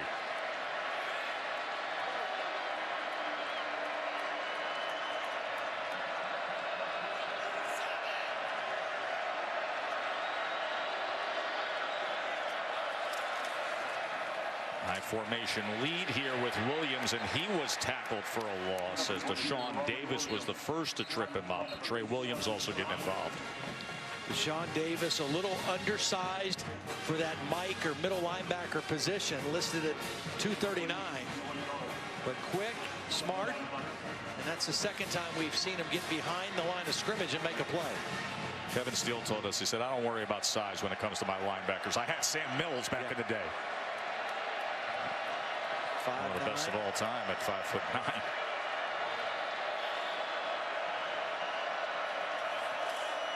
Second and 11. Allen had to step up again. Hatcher wrestled down immediately by Rudy Ford. Let's check in with Holly. Talking about Kevin Steele, the defensive coordinator, during this offseason, he decided to really study someone that he respects on the defensive side of the ball. He said, I have got a box of literally every single thing that Pete Carroll has said or written. He really wanted to make a good impression with his young people on how to motivate them, how to get them energized. He said, Pete Carroll coaches with confidence, with fun, and energy. did the right things. Still is big into the psychology of football. And right now it's the roar of a crowd on 3rd and 8 and facing this defense for Austin Allen.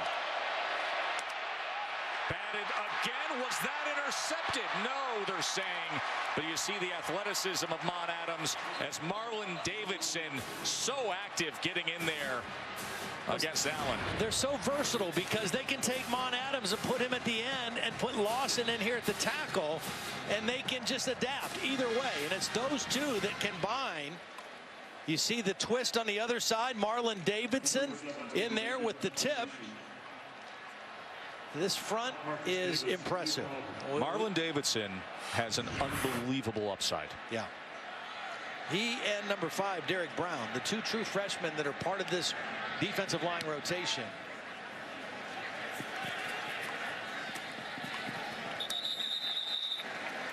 And the beat goes on for the Auburn defense.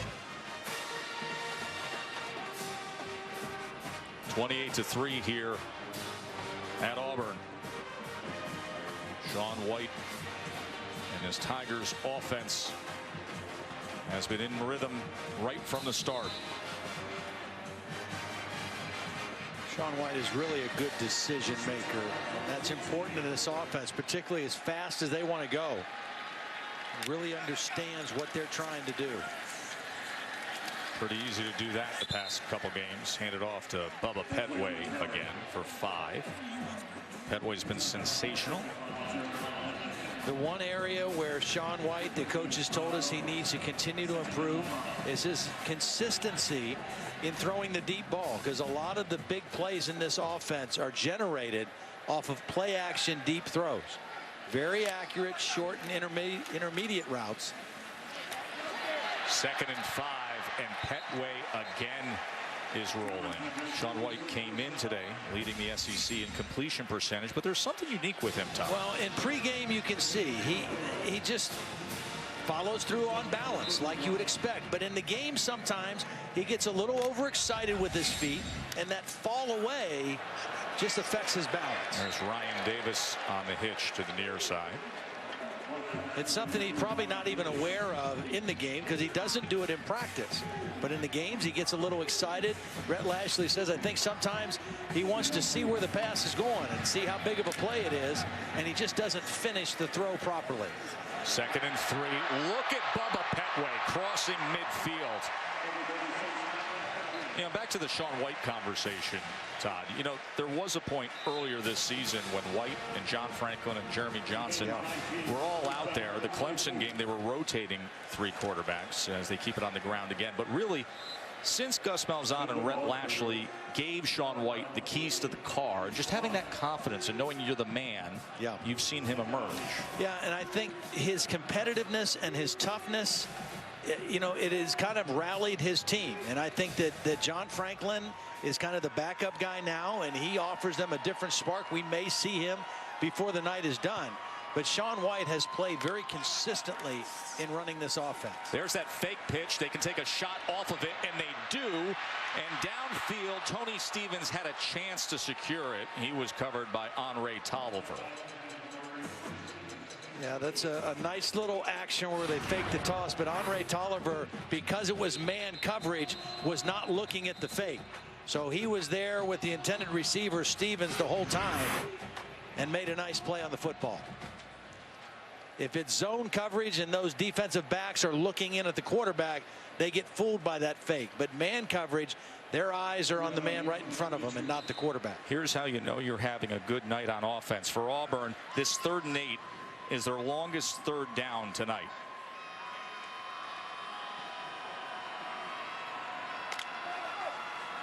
Some A-gap pressure. They pick it up. Sean White.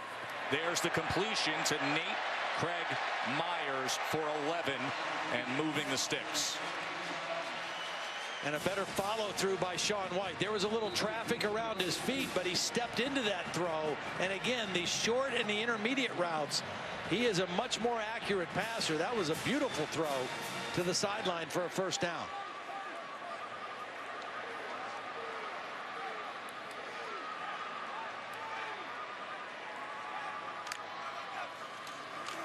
Here's counter out of that slant left, and this time it was well read by Josh Lydell.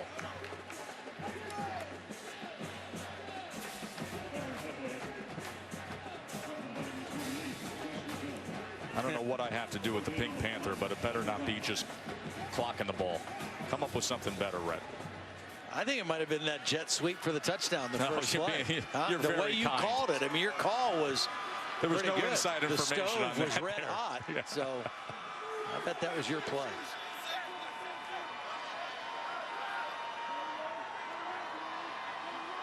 Holly's mad, though. She wants her picture on. She's far more deserving, trust me. And it's a good break on the ball that time by Jared Collins.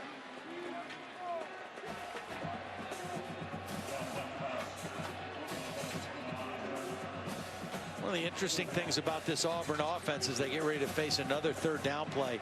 Their offensive line coach, Herb Hand, one of the most well-respected line coaches in all of college football, very unique, is not on the field. He's up in the press box. There's Herb. You don't normally see an offensive line coach that's not on the field with his guys. He has a GA that's down there with him. Herb Hand sees the whole field, has more of an offensive coordinator's mind and mindset and look at the game as opposed to just a line coach. You know, Herb Hand is also another reason why Gus Malzahn felt so comfortably in not being the play caller any longer. Veteran guy, one of the best in the business, and Lashley and Hand have played a big role in the recent success of Auburn.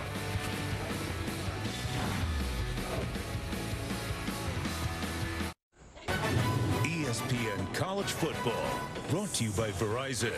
Join a better network because better matters. And Rocket Mortgage by Quicken Loans. Push button, get mortgage. Todd, that's the University Donut Company on Magnolia Avenue. You know what they did this week? They got a donut called the Sweet Suey. But obviously you can't have a pig suey donut the week of a game like this. So they changed it to Death by Tiger. It's a maple donut that's got a sausage link right in the middle of it. I like sausage. I like donuts. I don't like the idea of that combination. Local fans like this combination. Sean White and a lot of green in front of him. Good run by White. First down, Auburn.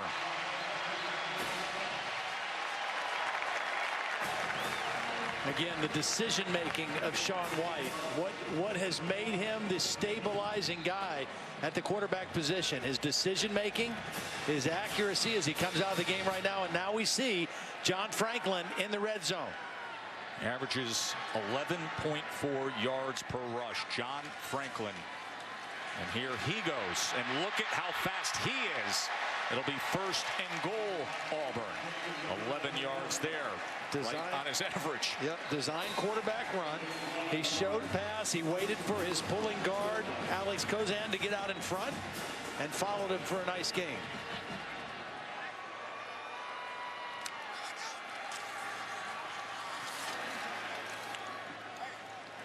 That time Petway for 2 yards. John Franklin started his career at Florida State. As Sean White comes back on the field. Went to East Mississippi Junior College. And by all accounts has been a great teammate here. Has just been a guy that they really feel strongly about. During the bye week, he got most of the reps. And I think in the red zone, he gives them a real different threat with his running ability. Second and goal. Petway met at the line of scrimmage, and it barely mattered. As he went ahead for 3, it was Beanham the first to hit him. Early in the season, Auburn struggled to score touchdowns in the red zone. Culminated with that LSU game where they were 6 times in a red zone, had to settle for 6 field goals. Stack formation, follow the fullback, and Arkansas did to find Bubba Petway. Dwayne Eugene with the tackle. There is Vincent Edward Jackson. You know where Bo would go on this. Over the top, like in 1982 when he did it against Alabama's defensive line.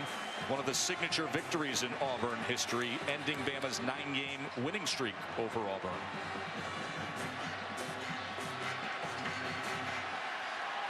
I'm not so sure Petway's got the same springs in his legs that Bo had.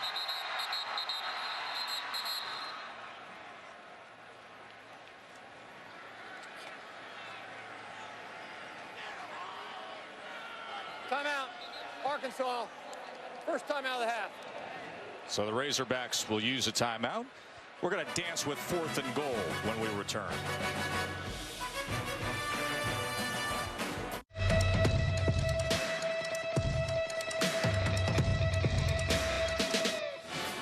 Top 10 rankings are brought to you by Northwestern Mutual. Alabama rolled on A&M. They lost Eddie Jackson, by the way, star defensive back.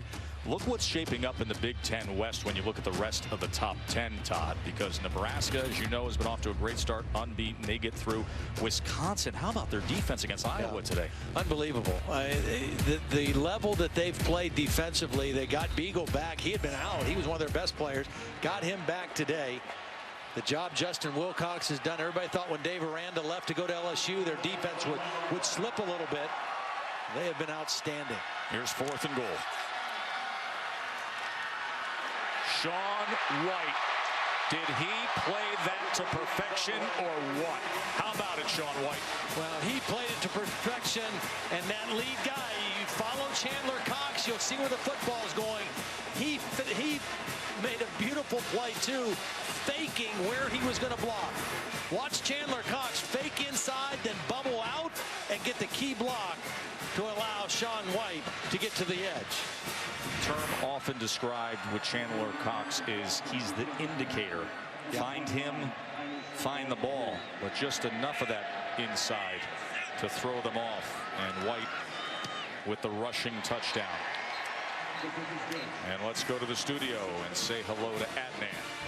Hello, Tess. Want to update you on what's happening with Oklahoma and Texas Tech. This is Baker Mayfield here to Joe Mixon. Plenty of time in the pocket. Mixon gets separation, and off go the Sooners. 6-0 right now, early in the first. Joe, back to you and Todd. Very curious to see how things are going to play out in the Big 12. You already mentioned it. You're very impressed with West Virginia. Oklahoma obviously playing at a much higher level than they were earlier in the year.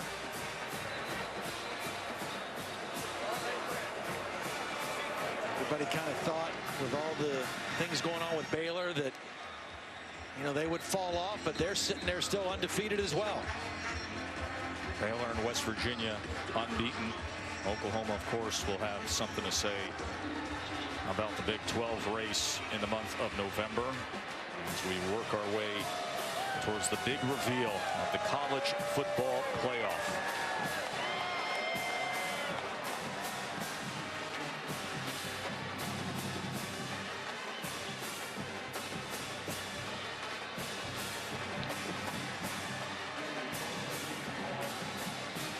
In SEC circles, there have been many pointing to the role Auburn can play in the month of November and how November 26 could shape up. That is the date of the Iron Bowl. Daniel Carlson is just an incredible weapon here. Yet another touchback. I thought this was a great Aflac trivia question that we asked a little earlier because Raleigh Williams and Austin Allen came in leading the SEC in rushing and passing. So we said, when was the last time that happened? And one school had a quarterback lead the league in pass yards, a running back lead in rush yards. No Sean Moreno and Matthew Stafford all the way back in 2008 for Georgia. Yeah. Two great ones.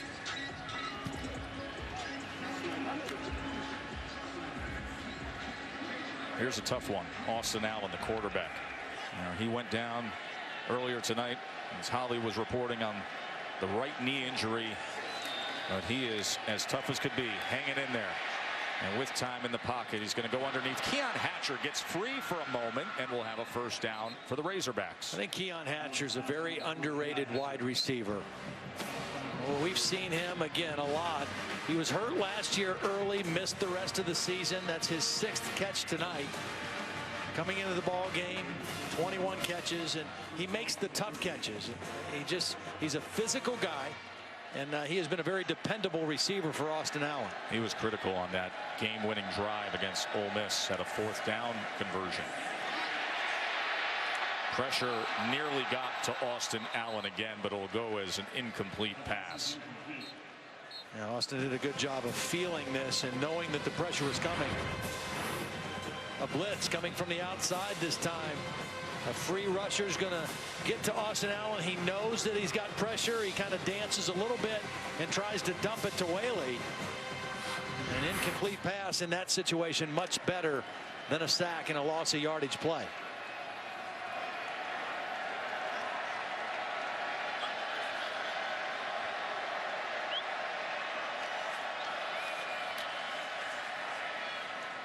And is complete to Jeremy Sprinkle, as we have not called his name enough tonight. No, he's battled an ankle injury for the last several weeks. Hurt it in the A&M game. He's not been 100%, but he gets matched up on a corner. Javaris Davis, and a nice route on the little skinny post. And Austin Allen puts the ball right on the numbers.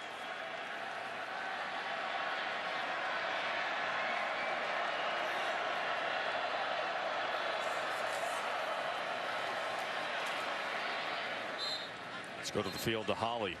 Look on the sideline. There is a very unusual yard marker, first down marker out here. You can see it's digital, where it goes from first to second down. It's actually invented by Dana Marquez and the industrial supply chain here at Auburn University. They're the only school in the country that has this. I kept thinking, what looks weird about the sidelines tonight? And then I figured it out. Digital yard markers. This is very cool on the down markers. I like it, Holly. Yeah, I saw it at practice Thursday. They had them out there on the practice field too. I thought that was pretty cool. 2nd and 8. Here's a slant to Cornelius, and it'll be a first down for the Razorbacks. 9-yard reception. Cornelius has had an outstanding season. Had the go-ahead game-winning touchdown run last week against Ole Miss. Nice little drive going right here now for Austin Allen and the Arkansas offense. Pretty solid pass protection so far.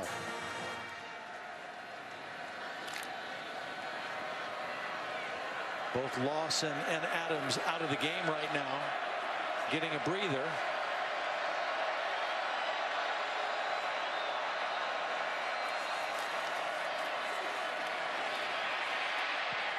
Going to launch it downfield to Hatcher, who had a weight on it as it drifted out to the outside. Now that was pressure. Javaris Davis with the coverage there. And pressure right on the inside again. When that pressure comes right up into the quarterback's lap, it's very hard to be accurate or set your feet to throw. He really has nowhere to move in the pocket, has to throw it off his back foot, and the ball goes out of bounds, incomplete. Arkansas's longest play tonight, 19 yards.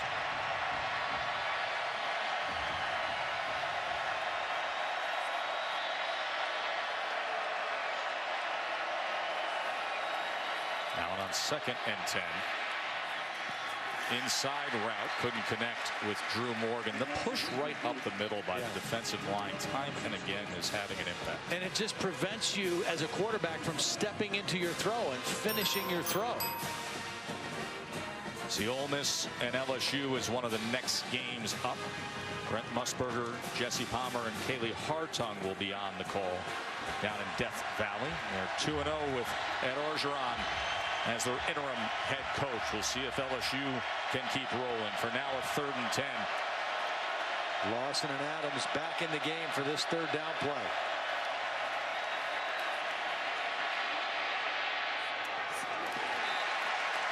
Allen was running out of options as he tried to get it to Cornelius. Well, this was Carl Lawson. He lined up in a linebacker position, in a stand-up position that time, and just kind of tracked the quarterback. He had rested on a couple plays. This time he was lined up as a linebacker, and when Allen was flushed from the pocket, he pursued and forced the incomplete pass. So a 4th and 10. Double nickels, Carl Lawson on the inside, Mon Adams on the outside, bottom of your screen. Coming after Austin Allen. There he is, Lawson. What an athletic effort that time. Javaris Davis tracking that ball.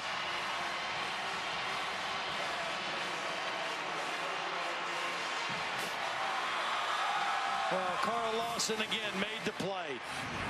His penetration. Watch Lawson right here. Beat inside the tackle. Force Austin Allen out of the pocket. Throwing it off balance. Trying to get enough on the football.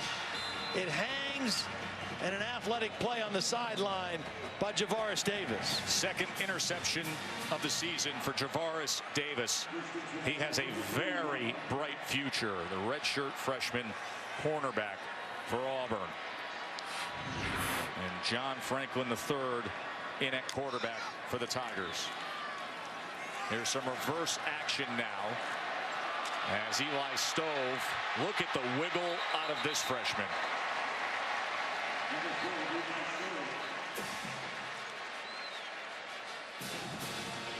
9-yard run. He earned every inch. Sean White over on the sideline. 11 passes thrown, completed 6. That is the stat line they would prefer. Yeah, absolutely. For Sean White. Playing winning football. Franklin, another first down for Auburn. Past couple games for Sean White. 18 passes thrown in each. This even better in terms of having it on their terms. Franklin throws a nice deep ball. And this is an opportunity they might want to let him get a throw in here on a vertical play. Truitt's the running back. And he's got blazing speed. A former wide receiver just tripped up by Santos Ramirez, a gain of 14. Nice blocking by the left guard, Alex Kozan, number 63 on that play. And here is Franklin keeping it. Made the first man miss, but then thrown down by Brooks Ellis, a gain of 4.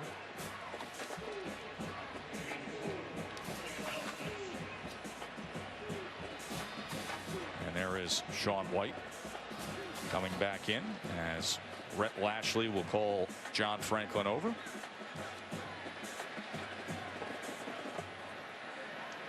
You mentioned Truitt. He's just been the running back full time for the last 3 weeks.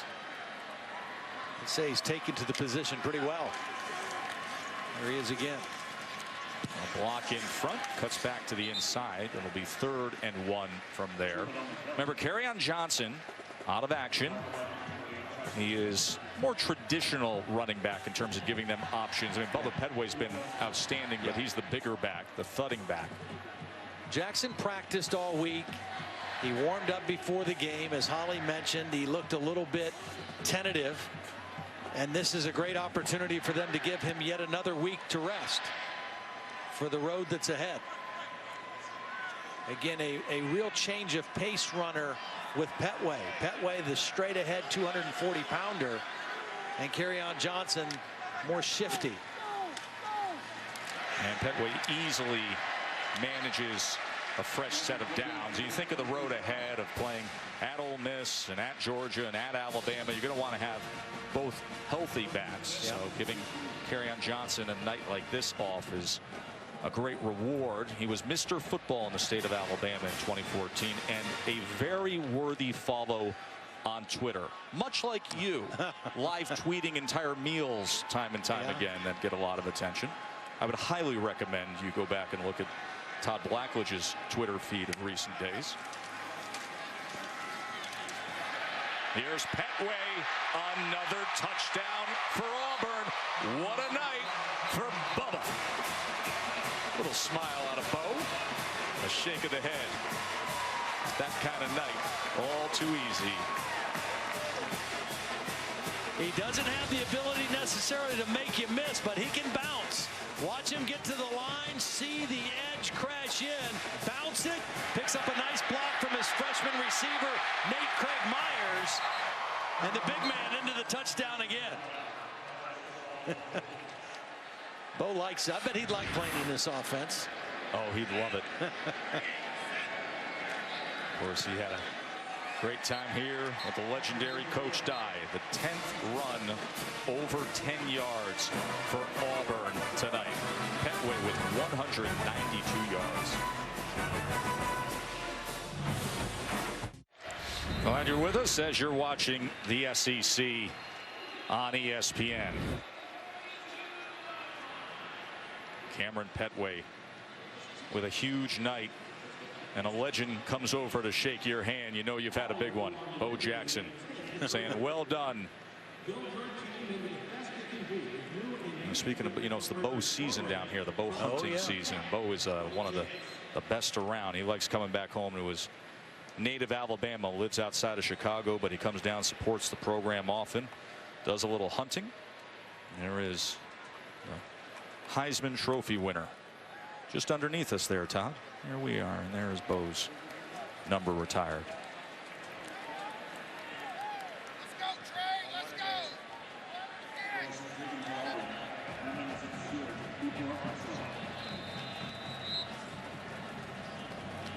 You couple this defense, led by the defensive front, with a place kicker who kicks it out of the end zone darn near every time, and a punter who doesn't give any return yardage. Every facet of the game. There's a rare return against Carlson, Deion Stewart, and he actually makes a good return of it. They're not used to kick coverage down here at Auburn. A flag is down. This may come back, but they're not conditioned to fill in the lanes and tackling a guy. They never see it because of the leg of Daniel Carlson. You know, you practice it in practice, but you don't tackle live, and they never have to do it in a game until right there. On return team for 16. Half the distance to the goal. First down.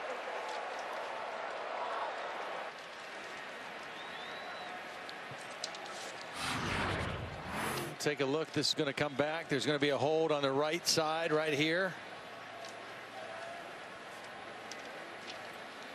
Yep, reached out and grabbed the jersey and twisted. That's all you needed to see. Let's go to the studio and visit with Adnan. Thank you, Tess. Want to update you once again on Oklahoma facing Texas Tech. This is Baker Mayfield to D.D. Westbrook. Westbrook has been on fire. 9 touchdowns in his last 13 quarters. Sooners up 13-0. Tess, back to you. Oklahoma 16th in the country right now. Of course, the 2 losses, but unbeaten in conference play.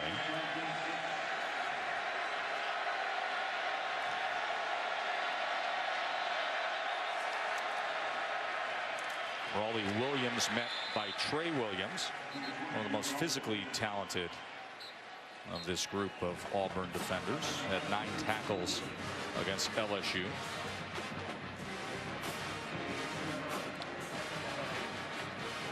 May have one more play here in the third quarter. My question is, at 42-3, how long do you keep Austin Allen in the ball game if you're Brett Bielema and Dan Enos? Considering how invaluable he is to the success that they have had this year. Hurt his knee earlier. We will see how long that continues for. It has been all Auburn all night.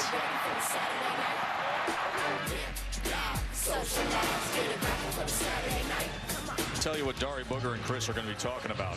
Auburn running the ball. Right now 411 rush yards as we are ready to start the fourth quarter. 411, Todd.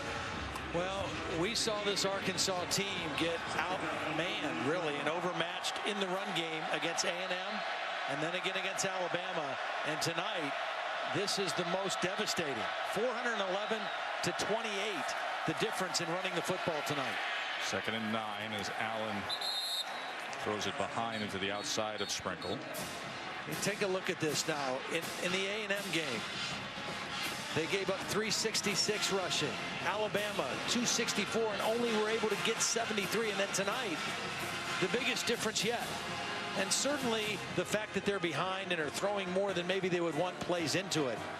But they have not been able to run the football with any kind of consistency in those games that they've not been able to win. The first 2, and very difficult situation in this game with 1 quarter to play. Here's a 3rd and 9. And from his end zone, throwing incomplete as Hatcher was covered by Carlton Davis. I don't think I'd go beyond this possession. I would take Austin Allen out of the ball game right now. Let him go ahead and start to ice that knee. He's missed his last 6 attempts, and it's going to be, I just think you want to keep him healthy and get him as strong as you can for the next time out. You get a bye week next week. He's got 2 weeks to recover. Get Ty Story in and get him some work here in the fourth quarter. And Baker punting from his own end zone.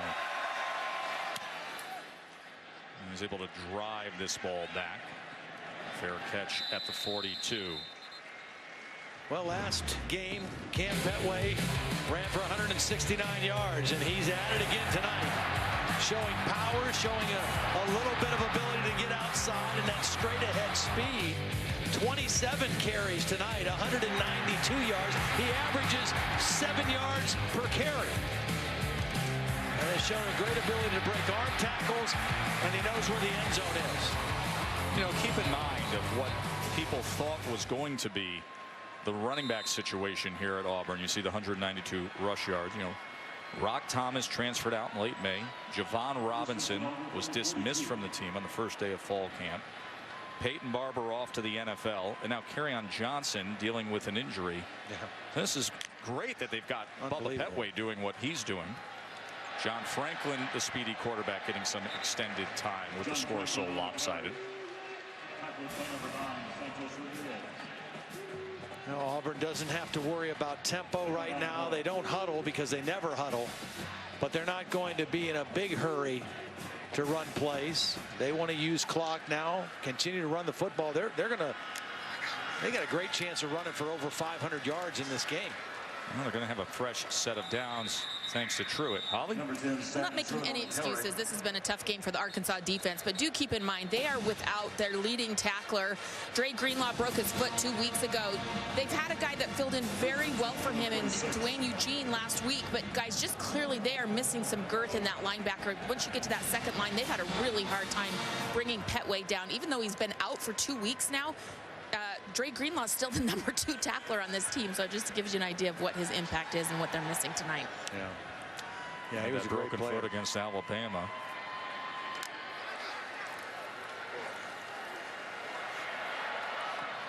Truitt unable to get free from Jared Collins. 4 yards there. Now there is the backup quarterback, Ty Story, warming up. You asked the question, how much longer would we see Austin Allen? Story had to come in earlier when Allen left with that right knee injury. Auburn has now run it 16 straight times.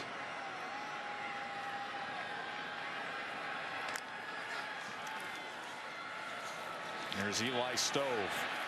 Remember how the game started. He's going to bookend things a bit here. Now that is actually a pass. That's for 11 technically, yards. yes, Technically correct. a pass, but really a run.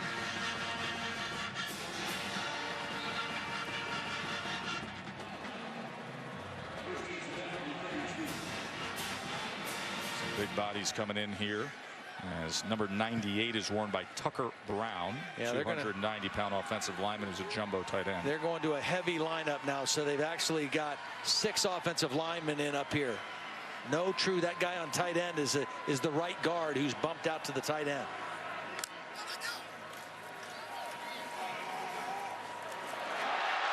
Something happened. It's called Stanton Truitt. He had other ideas. 31-yard touchdown.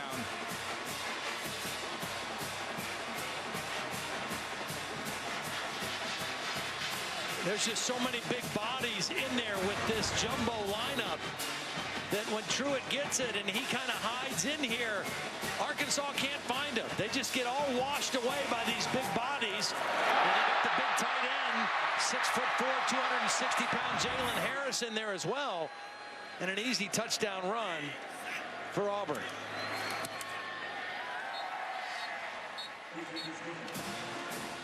No running out the clock for Truitt. He had more business to take care of. His 3rd touchdown of the night.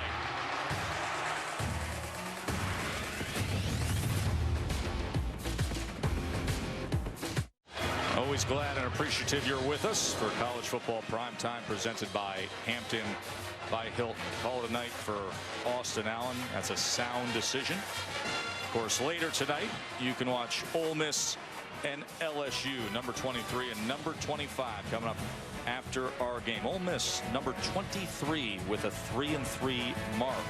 First team since Oklahoma in 09 to be ranked in the poll at this point of the season with a 500 or worse record. We saw Ole Miss and Arkansas last week. What's your feel on Ole Miss LSU? Well, it's a great rivalry. First of all, a lot of people don't know outside of the Southeast how intense of a rivalry Ole Miss LSU is. I think there's still a lot of unknown for me with LSU. I'm excited to watch that game. We saw Ole Miss last week. I think offensively they're very explosive. Chad Kelly can really light it up. Defensively, they struggle to stop the run. They did not stop Arkansas from running it, and I'm sure LSU, even if they are spreading it out and doing some different things offensively, they're going to want to run the football, especially getting Leonard Fournette back tonight. So can Ole Miss stop the run with more success than they've shown this year? That'll be a big question tonight. You know, Ty Story is in at quarterback for Arkansas. The redshirt freshman comes in to replace Austin Allen, who had a rough night, got banged around, and of course upside down on the scoreboard. Here's Whaley. Let's go to the studio and say hello to Adnan again. Thank you, Tess. You know, Tom Herman has been fantastic for Houston, but right now they're facing their largest deficit under his stewardship. This is Hicks to James Prochet. SMU right now 28-7 lead at the half on ESPN2, Joe. Personal foul, illegal block below the waist, offense number 70. Let's look at the group of 5 headliners. You know, we talk a lot about Tom Herman, and rightfully so. Came from Ohio State, has done a brilliant job at Houston, but that guy he's facing tonight, a pretty good young head coach also, Chad Morris.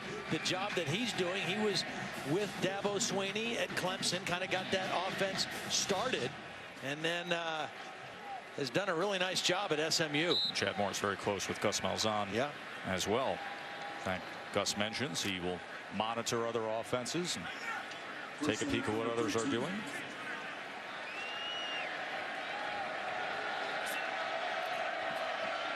Now they back him up to a 1st and 22. And well met that time by Richard McBride. A lot of backup defenders in the game for Auburn, getting a chance to play. And they're not going to slow down. It's a hard place to be if you're Arkansas. You had a very emotional win a week ago.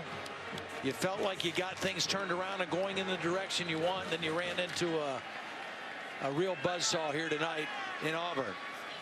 A lot of starters in there, with the exception of Ty Story, going against some young, fresh bodies for Auburn. Here is Story now to pass as he tried to check down to Drew Morgan. And those two couldn't connect.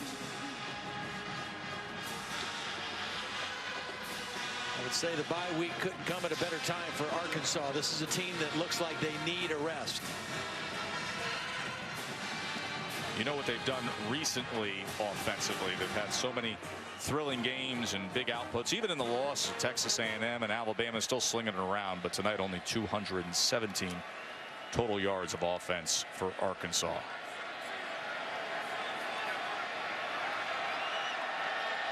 Third and 21.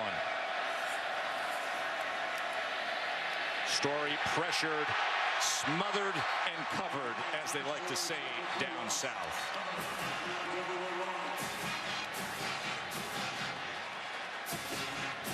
So Lawrence and Holland able to come up with the sack. Just collapsing the pocket. I mean, that's just pure bull rush strength by Lawrence, number 94, right into the lap of the quarterback.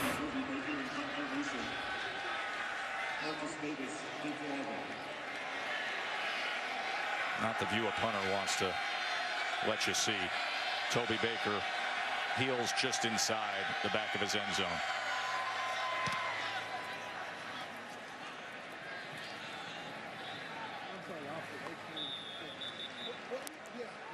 Just over 10 minutes to play down here at Jordan-Hare, where the defense is still rolling along on the Plains.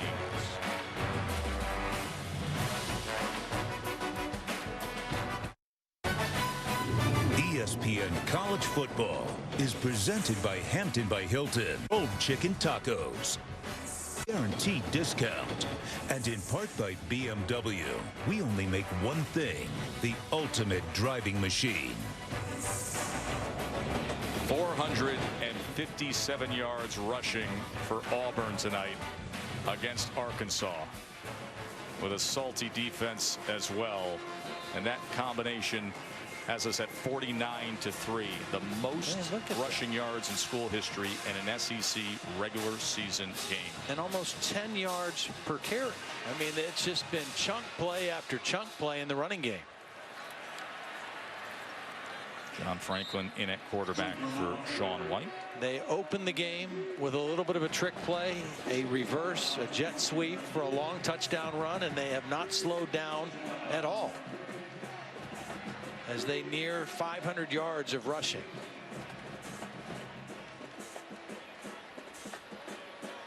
Dietrich Wise has not played a big role tonight. That guy has. That is Rhett Lashley, who has been calling the plays as Gus Malzahn handed over those duties a few weeks ago, and ever since then this Auburn offense has looked very impressive.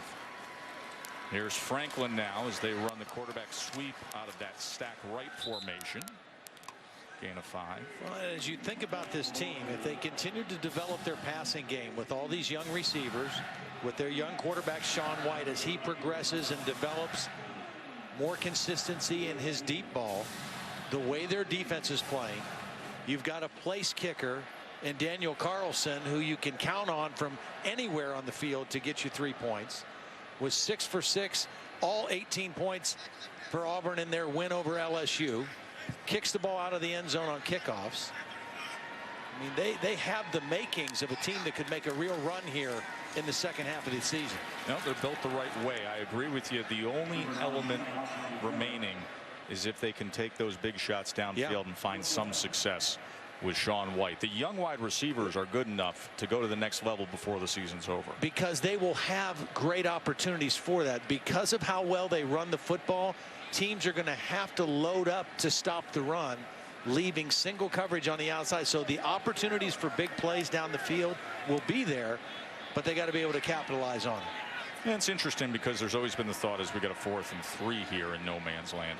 There's always been at the thought that the Auburn offense, the Gus Malzahn Auburn offense, whether as the play caller in the championship season of 2010 or the Nick Marshall team in 2013 that went to the national championship game, is at its best when it has the dynamic elite running quarterback. But they've got enough here in when you put all the pieces together with this system. Sean White, by the way, did have a couple of runs tonight. He sure did. Kept him honest, didn't he?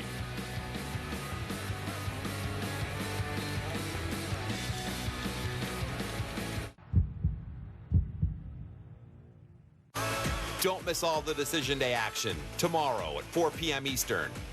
ESPN College Football is presented by Hampton by Hilton. Book at Hampton.com for a guaranteed discount. And in part by BMW. We only make one thing, the ultimate driving machine. That's a live look right now at Toomer's corner. Do I see our first roll thrown up there, Tom? There it is. Little TP in the tree. And this is what it looks like when you boil down the numbers of what was a punch right in the face on Auburn's opening play, and they've never stopped, just running the ball with ease against Arkansas. 49-3. TJ Hammond's getting some work now in the backfield. Let's go to the field to Holly. Well, depending upon the severity of the injury to Austin Allen, the Arkansas quarterback, Ty Story in there right now. But guys, they have a quarterback in Cole Kelly, number 15 on the sideline. You'll see him. He's 6'7", 275 pounds out of Louisiana. Brett Bielema loves this kid. Every week going through the season, they've met with him and talked to him about whether they're going to redshirt him or not. Dan Eno said that after last week, they probably wouldn't take the red shirt off. I did ask Brett at halftime, and he said, no, I don't think we will. So it might be Ty Story moving forward if Austin Allen can't go. Yeah, game number 8 of the season. And you start to think a little differently as Hatcher is driven back that time by Markel Boston. Yeah, you see that big quarterback. It makes you think of Ryan Mallett. Wore the same number, I believe. And was a big quarterback with a big arm. This kid can make all the throws. Has a bright future.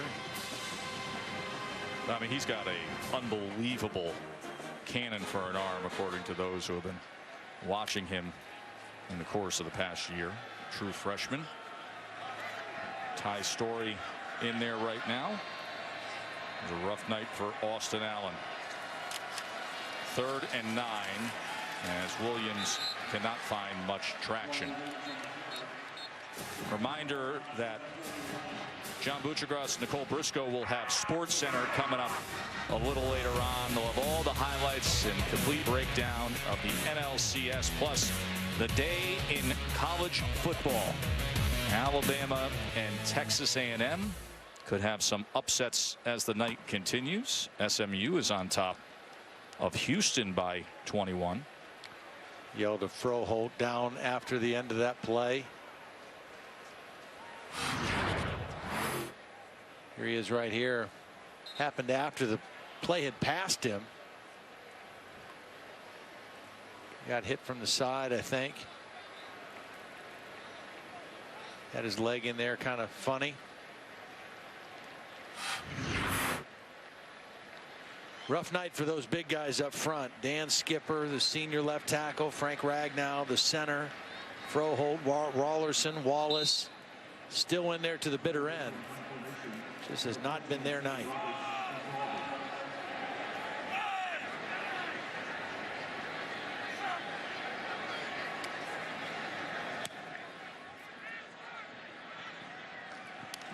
There's Roberts on the return as he gets his way to the 33. Now, tough night when you're facing the defensive line of Auburn.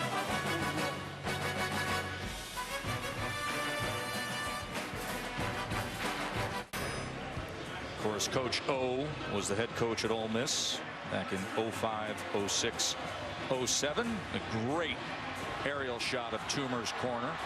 They got one tree that's been rolled. They've asked folks not to touch the other tree because there was an incident a few weeks ago with a small fire, so they're giving the other tree a break here.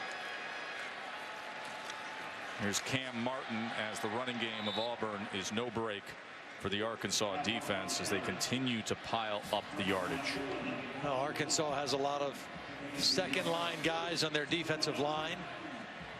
But these Auburn guys are getting a chance to play now. You can't tell them to slow down. They want to go in there and execute and run their offense and run at full speed. And it's up to Arkansas to figure out a way here in the last 5.5 minutes to slow them down and keep them out of the end zone. Auburn has 63 total plays, none for a loss, 0 negative yardage plays.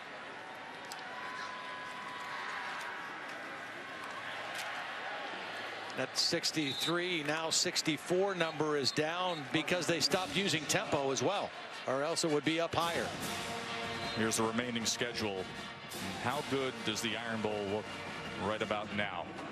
I'm going to be interested to hear what Danny, Joey, and Adnan on College Football Final have to say about the way they view this Auburn team right now and the kind of role they can play in the stretch run of the SEC. It was interesting when these two teams played last year in Fayetteville. It was a turning point game for both teams. Arkansas finished strong. Auburn kind of spiraled out to finish the year. Look at Cam Martin. Here he goes. I mean, this is just getting silly in the box score right now. Outrageous run totals continue for Auburn as they are over 500 rushing yards now against Arkansas. But see, this is just bad defense. This is losing your contain, losing the edge. There's not even any big blocks on the outside. It's just defenders who don't close the play correctly and allow the tailback to go all the way and turn the corner and then run straight down the sidelines to the end zone. Again, you can't tell these guys to slow down and not try to score. It's up to Arkansas to stop them, and they weren't able to do it.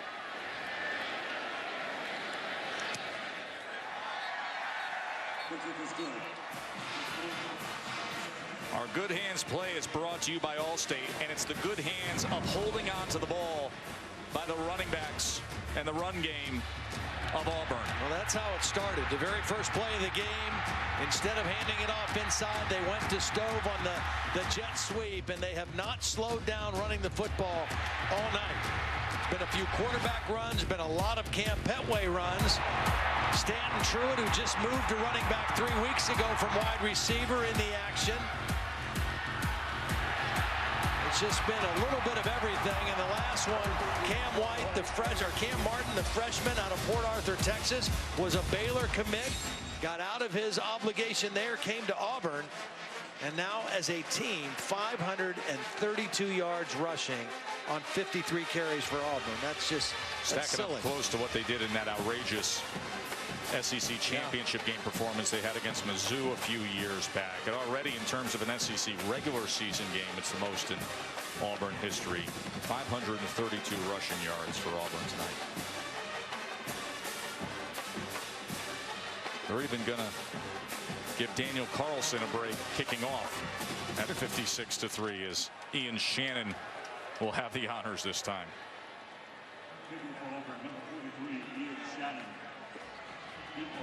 There is some juice in this place with this program right now.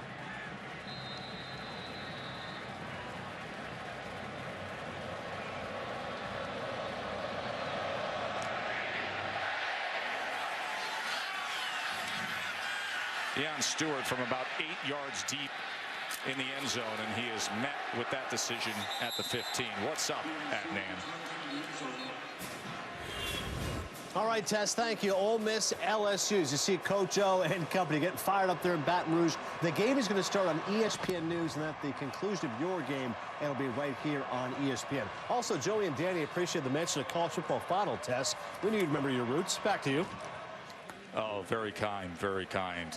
Chad Kelly, by the way, coming up against LSU. And since the start of last season against ranked teams, he leads college football in touchdowns responsible for and 20-yard completions. That will be the challenge for the LSU defense tonight, of dealing with Chad Kelly and Ole Miss. It's interesting. The game we did last week, it seemed like there was times in the late in that game in the fourth quarter that Chad Kelly and his wide receiver seemed a little bit out of sync. They were dropping some balls they don't normally drop, kind of miscommunicating on some routes. I'm sure they worked hard to correct that this week. Chad Kelly loves to throw that ball down the field, and they have big physical receivers that will really challenge the secondary of LSU. Now that's the group that was able to deal with Chad Kelly last week. Of course, LSU, very athletic defensive group. Here's Mitchell now. Damon Mitchell trying to spin free. 56-3 against a ranked team here. Largest margins over ranked teams, 53-point margin right now. Next closest in Auburn history was back in 2010. I believe that was the SEC championship game when they won by 39 over South Carolina. Well, this is a game that when people wake up tomorrow and see the score, if they listen to Danny and Joey later on talk about the game, it's going to catch people's attention, because this was an impressive display on both sides of the ball. It wasn't just their running game what was outstanding, but it was the defensive front that we talked about at the top of the show. This is a complete looking football team that is going to continue to get better as their young skill guys on offense get better. I like their offensive line. I love their defensive line. That's Brian Wallace, the starting right tackle for Arkansas, with the medical staff out there, apparently taking a look at his left leg.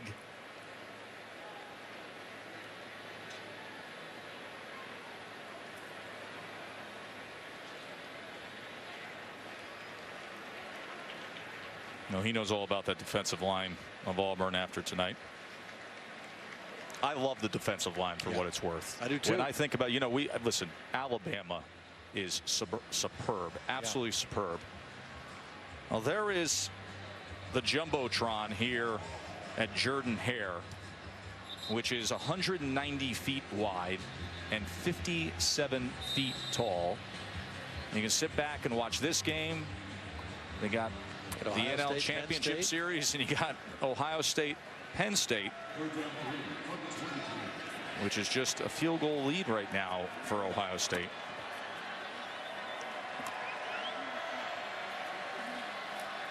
Third and 3, Story. That was an awkward pass there. It was tipped. Interesting to see how Ohio State deals with things. And then next week, well, it says Big Saturday, Big Ten Saturday, and it's going to be headlined by a top 10 matchup of undefeated Nebraska at Wisconsin, and that Wisconsin defense. They're the best. You know, last week we had Ole Miss. We said Ole Miss is the best two-loss team in college football. They lost to give them 3. Wisconsin is clearly the best two-loss team in college football right now. Their 2 losses to Ohio State and Michigan, both close games, 14-7 in Ann Arbor, and then the overtime loss to Ohio State a week ago. And their defense with Justin Wilcox as their new coordinator is outstanding. Paul Chryst, very solid coach. Their young quarterback getting better each week. That'll be a real challenge for Nebraska, even though they're the higher ranked and undefeated team. You and I are going to have the call of that top 10 matchup in the Big Ten between undefeated Nebraska and Wisconsin. They held Iowa in check again. And Beathard only had 153 yards passing. They only rushed for 83 yards against that Wisconsin defense. So it's going to be a very interesting month of November in the Big Ten. And here in the SEC, with seeing this Auburn team now and knowing what they're capable of and what could be a rejuvenated LSU squad as well with Coach O. Tonight's huge for Coach O and for LSU. I think they can make some kind of a statement tonight. I mean, if they've really changed, if they really have it going in the right direction. Again, they get Fournette back tonight. I'm really anxious and curious to watch what that team looks like tonight. Again, against an Ole Miss team that I think is very capable, a very good football team, a lot of skill on offense. That's an important game for LSU to kind of hold serve, particularly with this Auburn team. LSU has only allowed 3 passing touchdowns this season.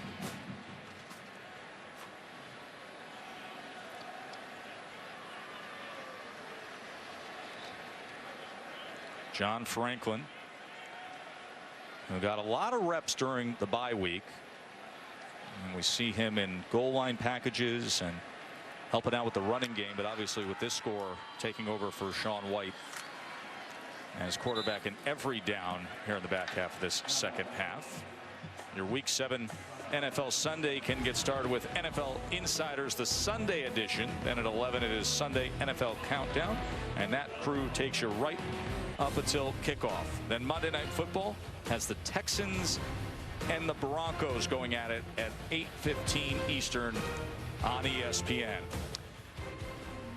You know, a lot of people around college football, and particularly here in the South, want to ask, is there anybody that can measure up to Alabama, that can really challenge them as this season goes on? I think Auburn has the makings of a team that could, if their passing game continues to grow and get better, because as well as they've looked running the football tonight with now 541 yards, they're not going to line up and just play smash mouth football and run it against that front 7 of Alabama. They got to be a balanced, complete team. They've got the defense, I think, and they've got the running game, their passing game. If it continues to evolve and develop with that guy, Sean White, pulling the trigger, it could be very interesting here by the end of November. And this tonight done without the services of Kerryon Johnson, the running back. It was Bubba Petway with 192 rushing yards and 2 rushing touchdowns. On a night when Gus Malzahn's team ran for 544 yards against Arkansas. Their largest margin of victory over a ranked team. 56-3, they clobber 17th ranked Arkansas. Gonna be interesting to watch Auburn down the stretch of this season. We've still got more SEC action to come your way with Big Game Brent Musburger, Jesse Palmer, and Kaylee Hartog with Ole Miss and LSU. LSU. Enjoy the rest of your night, everybody.